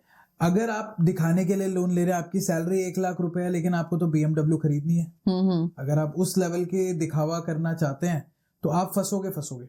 और मैं आपको ऐसे लोग बताना चाहूंगा जिनकी 3-3, 4-4 लाख सैलरी है, और वो इतना, आप समझिए, लोन ने उनको इतना मजबूर करके रख दिया है कि वो अपनी कंपनी छोड़ नहीं सकते, बिकॉज उनकी EMI चल रही है। वो बॉस उनको गालियां दे रहा है, उनको परेशान कर रहा है, मेंटली टॉर्चर कर रहा है, वो सारा पेन झेल रहा है, क्योंकि उसको पता है अगर मैंने आज जॉब छोड़ दी तो मेरा EMI कैसे निकलेगी। तो वो एक तरीके से आपको गुलाम बना रहा है। लोन आपको तब गुलाम बनाएगा जब आपने अच्छे से फाइनेंशियल प्लानिंग नहीं की है, अपनी औकात से बढ़ के लोन ले लिया है, तब वो आप समझिए आप गुलाम बनना पक्के हैं उस कंपनी के। फिर कंपनी आपको रात को 12 बजे भी बैठाएगी, आप कुछ कह नहीं सकते। आपके अंदर इतना दम नहीं है कि आप बोल दो कि मैं जो नौकरी छोड़ रहा हूँ। नहीं, तो वो चीज जानना। वीक पॉइंट आपके अपने अपना दे दिया ना कंपनी को, दे दिया। दे दिया आपने। तो ये चीज सोचनी समझनी जरूरी है। लोन को अगर आप अपने चाहते हो कि वो आपके साथ काम करे तो अपने इनकम के हिसाब से लीजिए, वो बढ़िया रहेगा। अगर यहाँ पे भी हम सिस्टमेटिक लोन्स लेने की बात करें तो यानी कि अगर आपने 10,000 रुपए का लोन लिया है तो आप लोन लो, लोन लेने में बुराई नहीं है, लेकिन आपके पास बैकग्राउंड में वो 10,000 रुपए अवेलेबल होने चाहिए कि कल को मुझे रिपे करना है तो मैं वहां से कर सकता हूँ। वो प्लानिंग आपकी होनी चाहिए, वो प्लानिंग आपकी होनी वो होनी चाहिए। अगर तभी आपके लोन मतलब आपको परेशान नहीं करेगा, लोन परेशान नहीं करेगा, लोन परेशान नहीं करेगा। और पहले तो कोशिश करें लोन ले ही ना, आप अपने इनकम बढ़ाने का सोचे, इनकम बढ़ाने की सोचे। और अगर लोन लेना भी पड़ रहा है तो उसकी प्लानिंग करके ले, तो लोन में कोई दिक्कत नहीं है। क्रेडिट कार्ड की लोग बड़ा यूज करते हैं आज की डेट में, मैं आपके व्यूवर्स को भी बताना चाहूंगा। क्रेडिट कार्ड आपके लिए ट्रैप भी है, आपको परेशान कर देगा बिल्कुल, और क्रेडिट कार्ड आपका एडवांटेज भी प्रोवाइड करा सकता है। वो चीज भी मैं आपको बताता हूँ। देखो, क्रेडिट कार्ड लेने में कोई दिक्कत नहीं है, आप क्रेडिट कार्ड लीजिए, उसको महीना भर यूज करें, 30-40 दिन जो आपको यूज करने को मिलता है, इंटरेस्ट फ्री पीरियड होता है, उसमें आपको कोई इंटरेस्ट नहीं लगता, टाइम से रिपे कर दीजिए, ठीक है। वो मिनिमम ड्यू अमाउंट वाला जो फिगर आता है ना, उसको भूल जाइए दिमाग से। बिल्कुल बिल्कुल। अगर आप उस चीज में फंस गए तो वो आपसे 30-40% ब्याज वसूल लेगा, आपको पता भी नहीं लगेगा। तो जिस time first time minimum due भरते हैं तो कितना परसेंट इंटरेस्ट जाता है? मेरे ख्याल से आप समझ लीजिए लिखा हुआ रहता है 1% या 2% महीने का जाता है, कई 3% भी चार्ज करते हैं, यानी कि साल का 24%, 36% तक भी चार्ज होता है, डिपेंडिंग ऑन आप कौन सा ले रहे हैं। बट आपको सिर्फ इतना समझना है, अगर मैं क्रेडिट कार्ड ले रहा हूँ तो मैं यहाँ पे उसको 30 से 40 दिन जो आपका ग्रेस पीरियड होता है उसमें आप पे कर दीजिए, उसमें कवर, आपका कोई इंटरेस्ट नहीं लग रहा। इससे एक और एडवांटेज रहेगा कि आपकी सीए को बड़ी आसानी रहेगी कि आपकी जितनी भी ट्रांजैक्शन है वो आपको एक बार दिख जाएगी, उसको मेहनत नहीं करनी पड़ेगी।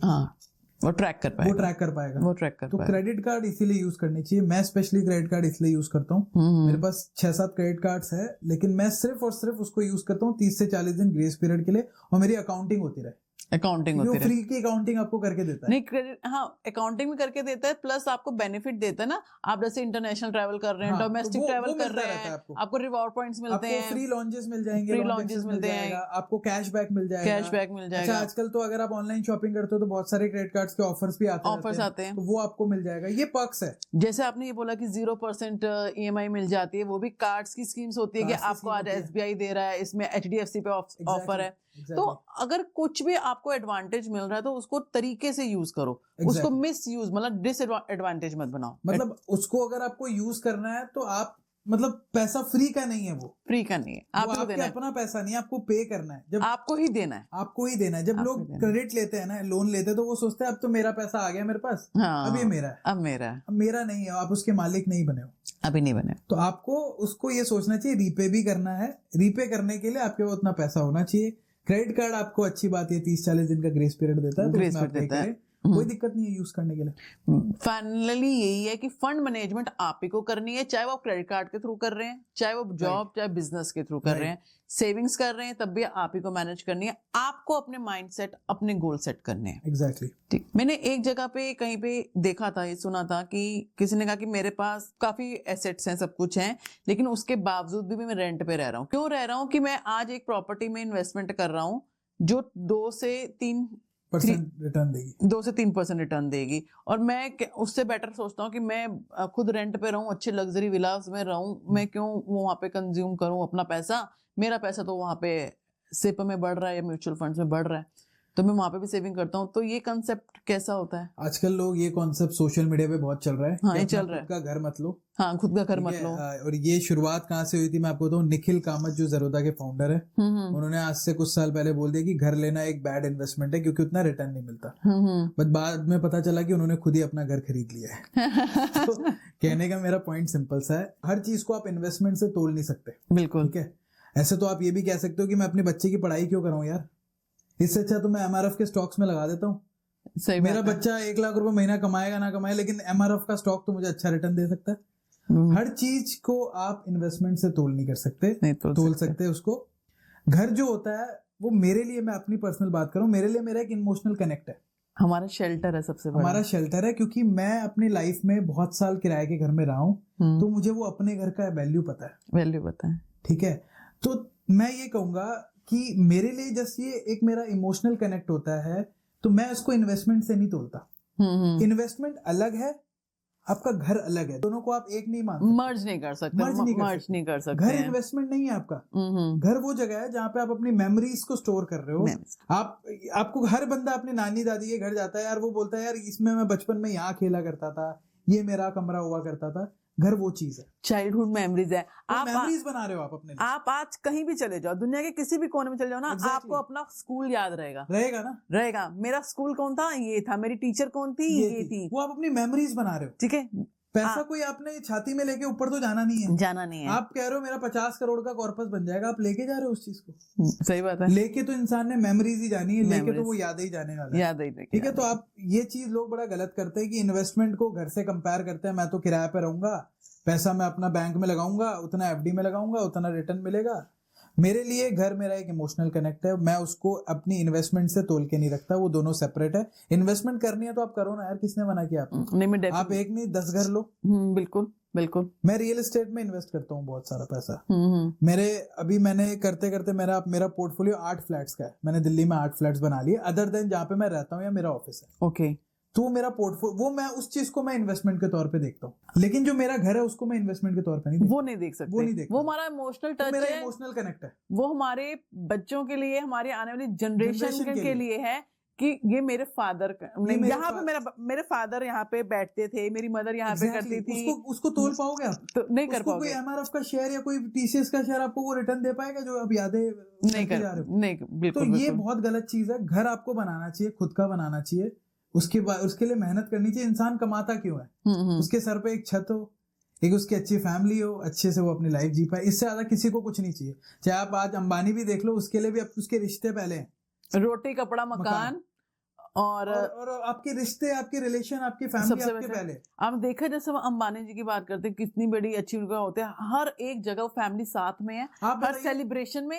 हर पूजा में, हर पूजा में, क्योंकि फैमिली साथ है, क्योंकि उनको फैमिली साथ चाहिए, फैमिली साथ चाहिए। उनके लिए भी तो वो भी कह सकते हैं ना, मैं 3 दिन शादी क्यों कर रहा हूँ, मैं इतना खर्चा इस पे क्यों कर रहा हूँ, मैं 5,000 करोड़ जो मैंने अपने बच्चे की शादी में की है वो मैं कहीं और इन्वेस्ट कर दूं। सही बात है, वो तो नहीं करते, नहीं कर रहे, पैसा खर्च रहे ना। अब कई लोग ये आर्गुमेंट करेंगे जी अंबानी जी की तो वैल्यू 1 लाख करोड़ की है, उन्होंने तो अपनी सैलरी का 5% ही किया है। लेकिन मैं कहता हूँ किया तो है, लेकिन उनके लिए भी उनकी फैमिली फर्स्ट है ना। जहाँ पे भी दिखते हैं अपनी फैमिली के साथ दिखते हैं। सबको एक साथ एक छत के नीचे लेके आना आज के टाइम में बहुत बड़ा टास्क है। मैं कह रहा हूँ पूरी दुनिया उन्होंने अपने बेटे की शादी में नीचे लेके आ गए। कौन नहीं था, आप ये देखिए, कौन नहीं था सही में। मतलब पूरी मुंबई एक तरीके से पावर हाउस बन गई थी पूरी दुनिया का। दुनिया के टॉप आदमी जो टॉप 1% वाले लोग हैं वो सारे उधर आए थे, सब आए। इससे बड़ी चीज नहीं हो सकती, नहीं हो सकती। पैसा उन्होंने पानी की तरह बहाया। उस समय तो उन्होंने पैसों का नहीं देखा कि मैं इन्वेस्ट कर देता हूँ, बेटी की शादी तो मैं कोर्ट मैरिज करवा देता हूँ बेटे की। सही बात है, बिल्कुल सही बात। कंजूसी और इन्वेस्टमेंट में फर्क होता है। और जो लोग, मुझे लगता है कि मैं तो घर नहीं लूंगा जी, मैं तो अपना SIP कराऊंगा, मैं ये करूंगा, वो कंजूस लोग हैं, उनके अंदर इमोशंस नहीं है, मुझे ऐसा लगता है। डेफिनेटली आपने बिल्कुल सही बात की, क्योंकि मैं भी बिल्कुल जांच करती हूँ, क्योंकि हम मेटलिस्टिक वर्ल्ड में रहते हैं। डे 1 से जब बच्चा जन्मा है ना, माँ के और बच्चे के कॉर्ड जुड़ गए हैं, वो सबसे पहला स्पर्श भी माँ को करता है, फिर फादर के साथ अटैच होता है। वो इमोशनल टच तो आप नहीं खत्म कर सकते ना, वो तो आपका लाइफ टाइम रहेगा। देखिए, मैं ये सिर्फ लोगों को कहना चाहूंगा, इन्वेस्टमेंट अलग है। आप अपने फैमिली या अपने लिए अगर मान लो घर बना रहे हो, इमोशनली आपका उसका कनेक्ट है, वो एक अलग, दोनों को अलग करके रखना चाहिए, साथ नहीं ले जाना चाहिए। जैसे आपने बताया कि प्रॉपर्टी में इन्वेस्ट कर रहे हैं, तो प्रॉपर्टी इन्वेस्टमेंट अपने हिसाब से होती है कि या कि सिप या म्यूचुअल फंड्स की ज्यादा ग्रोथ देती है, कि दोनों बराबर होती हैं? देखिए, रिस्क की बात होती है। जब भी आप अपना पोर्टफोलियो बनाए इन्वेस्टमेंट का, वो एक बैलेंस अप्रोच होना चाहिए, ठीक है।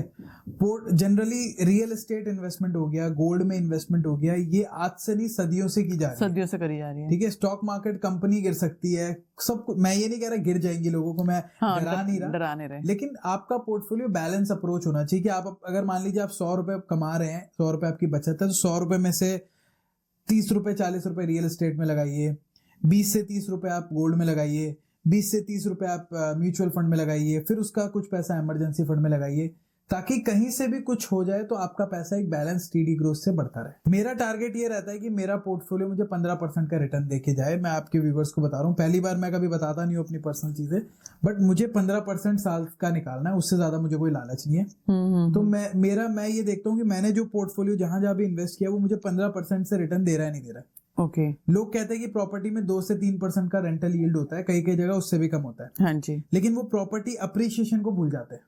आप अगर आपने 2 करोड़ रुपए की मान लीजिए प्रॉपर्टी ली है, अगर आपका उसका रेंट आ रहा है मान लीजिए 1% 2% के हिसाब से भी 40,000 रुपए महीने का रेंट आ रहा है आपका, तो रेंट तो आ ही रहा है। साल का आप 4.5-5 लाख रुपए 4,80,000 रुपए तो बना ही रहे हो उससे भी, लेकिन आपकी प्रॉपर्टी भी तो अप्रिशिएट कर रही है। दिल्ली एनसीआर जैसी जगह में अगर आपने एक अच्छी जगह प्रॉपर्टी ली है, 8 से 9% 10% तक आप अप्रिशिएशन एक्सपेक्ट कर सकते हो।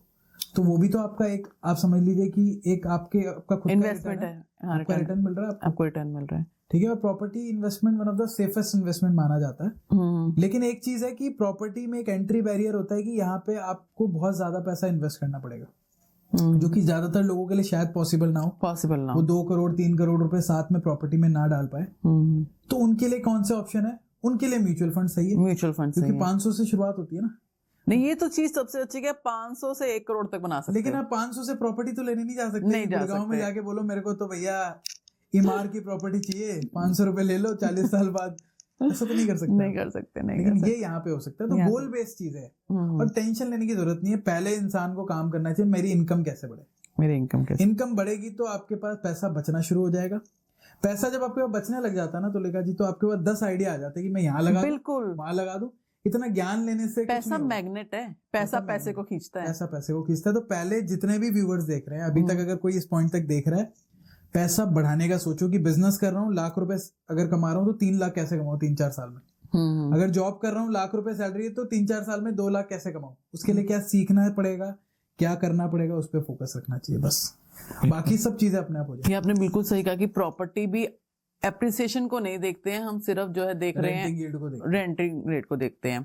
हर एक क्राइटेरिया है। शुरुआत करनी है तो म्यूचुअल फंड्स है। अगर आप पहले से म्यूचुअल फंड में इन्वेस्ट करते आ रहे हैं, आपके पास इतने फंड्स हैं कि आप प्रॉपर्टी इन्वेस्ट कर सकते हैं, तो आप वहां पे भी जा सकते हैं। लेकिन शुरुआत आपकी म्यूचुअल फंड से नहीं, मतलब शुरुआत ये कोई ऐसा सब्जेक्टिव मैटर है। आपको कितने % का रिटर्न चाहिए? 10-12% चाहिए, आप म्यूचुअल फंड इन्वेस्ट करें। आपको अगर 8-9% में ही आपको शांति मिलती है, आपका पेट भर जाता है, तो आप एफडी में भी करें।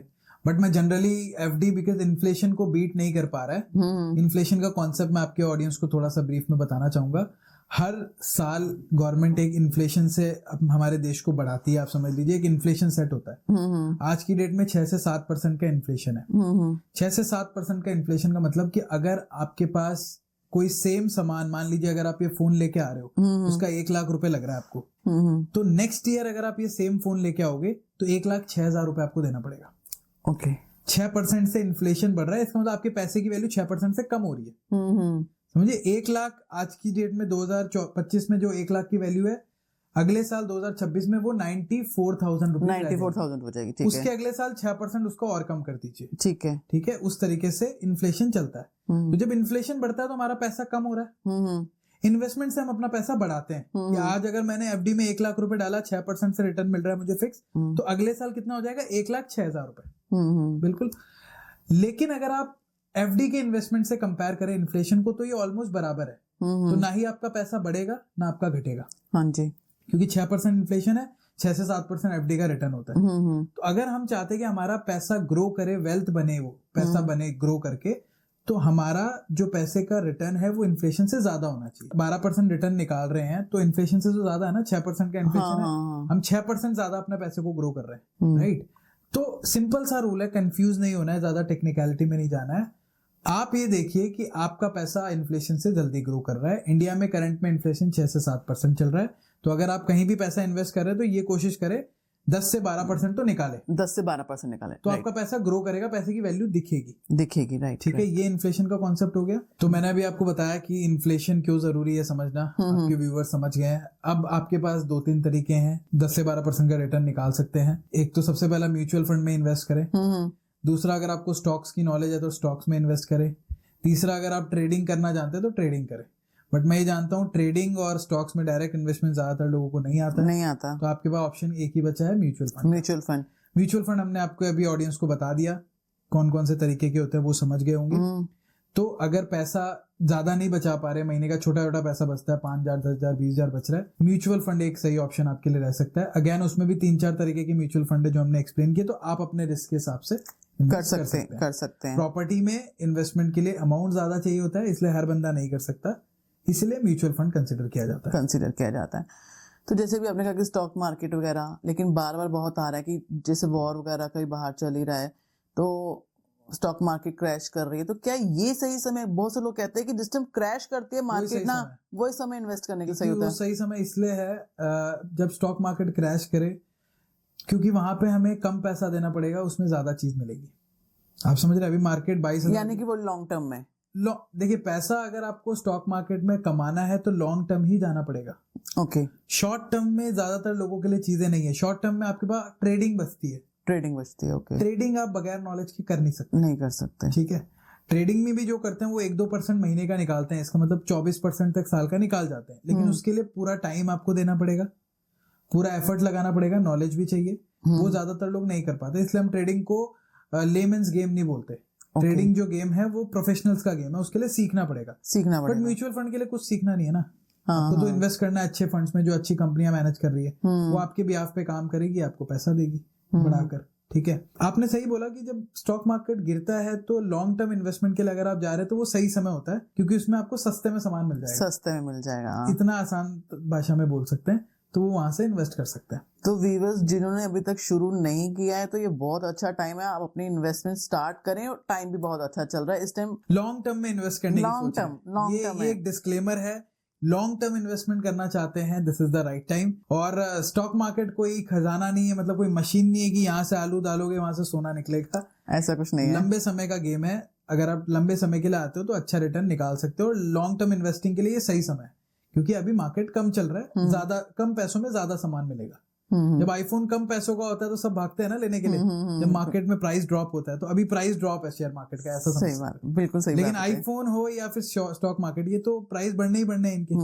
ये तो कुछ नई चीज आएगी, कुछ नया होगा तो बढ़ जाएगा कुछ समय के लिए। आप समझ सकते हैं? बिल्कुल समझ सकते हो, बहुत अच्छे से समझाया, बहुत अच्छे से एक्सप्लेन किया हर एक के लिए। यहाँ पे जब हमने सेविंग्स की बात की, यहाँ सेविंग्स यानी कि फ्यूचर की आपकी अर्निंग, राइट? तो अभी प्रेजेंट में अगर किसी को अर्निंग करनी है तो क्या वो सोशल मीडिया से अर्निंग कर सकता है? बिल्कुल कर सकता है। मतलब सोशल मीडिया आज की डेट में एक बिजनेस है।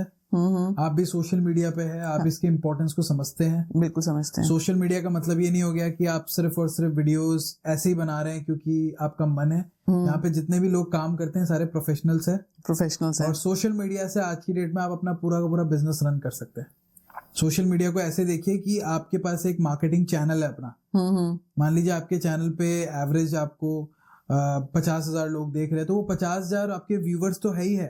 साथ ही साथ अगर आप उन 50,000 लोगों के लिए अगर कुछ अच्छा प्रोडक्ट लेके आते हैं तो आपके कस्टमर भी बन सकते हैं। तो आपके पास अगर आपकी मार्केटिंग चैनल्स होंगे, मार्केटिंग प्लेटफॉर्म होगा, तो आप अपना बिजनेस अच्छे से ग्रो कर सकते हो, राइट? हर किसी को आज की डेट में बिजनेस चाहिए ना। बिजनेस चाहिए, डेफिनेटली चाहिए। ठीक है, बिजनेस कैसे आता है? बिजनेस आने के लिए आपको मार्केटिंग करनी पड़ेगी। मार्केटिंग, जो जितना ज्यादा मार्केट कर रहा है वो उतना ज्यादा पैसे बना रहा है। मार्केटिंग के दो तरीके हैं। अगर आपको ऑनलाइन मार्केटिंग करनी है, या तो आप अपने डिजिटल एड्स चलाइए सोशल मीडिया पे, फेसबुक, गूगल पे अपने एड चलाइए, उसका आपको एक बजट बनाना पड़ता है।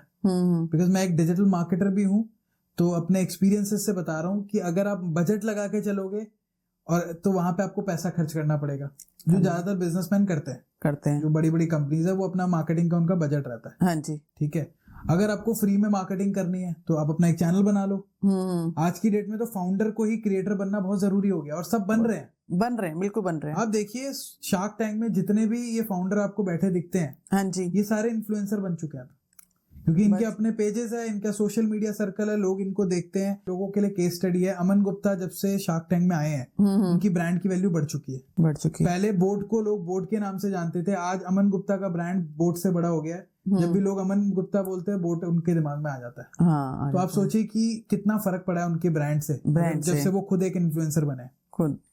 तो आप सोशल मीडिया को बिजनेस के फॉर्म में देखिए, और अगर आप ऐसा कर पाते हैं तो बहुत अच्छा पैसा बना सकते हैं। लेकिन सोच के ऐसे नहीं, जैसे आप बोलो कि सोशल मीडिया में आप आगे, मुझे पता है कि बहुत से लोग जो बैठे होते हैं ना, एक नॉर्मल ऑडियंस में बैठते हैं, वही सोचते हैं कि मस्त है, बैठे हुए हैं, बातचीत कर रहे हैं और चीजें बन रही हैं। लेकिन नहीं, आपके पास वो कैपेबिलिटी, मतलब वही सेम बात कहेंगे कि स्किल सेट होना चाहिए आपके पास, आपका प्रोडक्ट होना चाहिए, तब तो आप आगे बढ़ के सोशल मीडिया से भी अर्न कर सकते हैं। सही बात है। अगर आपके पास स्किल सेट नहीं है, वही सिर्फ दूसरों की देखा देखी में ये कर रहा है तो मैं भी कर सकता हूँ, तो वो फिर आप सर्वाइव नहीं कर पाएंगे। नहीं, पहले आपको सोशल मीडिया सीखना पड़ेगा ना। सोशल मीडिया सीखना पड़ेगा। मतलब ये ऐसा गेम नहीं है कि आप आए, फोन लिया, बना दिया, डाल दिया, चल गया। आप देखिए हमारी टीम काम कर रही है पूरी, बिल्कुल कर रही है। हमारे इस ऑफिस में 10 से ज्यादा लोग काम करते हैं। हाँ जी, तो वो काम कर रहे हैं ना पूरा 24 घंटे, उनका ये एक एज अ जॉब है जो उनको करना पड़ता है। मेरी खुद की जॉब, मैं अपने आप को यहाँ ओनर नहीं बोलता, मैं कहता हूँ मैं खुद भी जॉब ही कर रहा हूँ। मुझे भी मेहनत करनी पड़ेगी 24/7, जितने ऑफिस में काम करे उससे ज्यादा मेहनत मुझे करनी पड़ेगी। बिल्कुल करनी पड़ती है, बिल्कुल करनी पड़ती तभी है। हमारा काम आगे बढ़ेगा। तो हर बंदा अपना काम कर रहा है। ऐसा नहीं है कि आप अपने ऐसे आपके पास टाइम था आधा घंटा तो आपने बनाया, डाल दिया और चल गया, ऐसा नहीं है। ये प्योर स्किल सेट का गेम है। आपको पूरी टेक्निकलिटी समझनी पड़ेगी कि काम कैसे होता है यहाँ पे, राइट। उसके बाद अगर आप करते हो तो आप कुछ कर पाओगे, बना पाओगे यहाँ से, बगैर उसके कुछ नहीं बन सकता। इसको सीखना पड़ता है। देखो अब यहाँ पे डिस्क्लेमर ये है कि जो हर कोई ये सोच रहा होता है ना कि ये सोशल मीडिया में बहुत चीजें हो रही हैं, ये भी एक स्टडी है, मेहनत आपको करनी पड़ेगी, पढ़ना पड़ेगा। अगर नॉलेज लेने की शौक है तो करके आप सोशल मीडिया प्लेटफॉर्म में आइए, तो आप यहाँ से भी अच्छे से अर्न कर सकते हैं। सर ने बहुत अच्छे से गाइडेंस दी है, कैसे हमें म्यूचुअल फंड में इन्वेस्टमेंट करना चाहिए, कैसे सेविंग्स करनी चाहिए, लोन्स कैसे हमारे लिए ब्लेसिंग्स बन सकते हैं, किस तरीके से आप अपनी इन्वेस्टमेंट्स को सिस्टमैटिक कर सकते हैं, अपना स्टार्टअप करना है या किस तरह से स्टार्टअप करने के लिए भी नींव कैसे रखनी है, हर एक चीज की गाइडेंस यहाँ पे सर ने हमें दी है। उम्मीद करती हूँ कि आपको आज का ये पॉडकास्ट बहुत पसंद आया होगा। सर से कुछ भी आपको कंसल्टेशन करना है तो इनके सारे लिंक्स आपको हमारे डिस्क्रिप्शन बॉक्स में मिलेंगे, आप यहाँ से इनसे कंसल्ट कर सकते हैं और अपनी चीजों को सिस्टमैटिक तरीके से कर सकते हैं। थैंक यू सर, आपने बहुत अच्छे से ऑडियंस को बताया है चीजों को।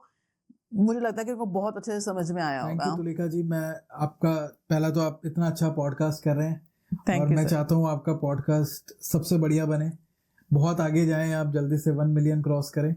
Thank you sir, thank you. अच्छे गेस्ट को बुलाए और होपफुली इस पॉडकास्ट से लोगों को वैल्यू मिली होगी। डेफिनेटली मिली होगी। Thank you so much. Thank you sir.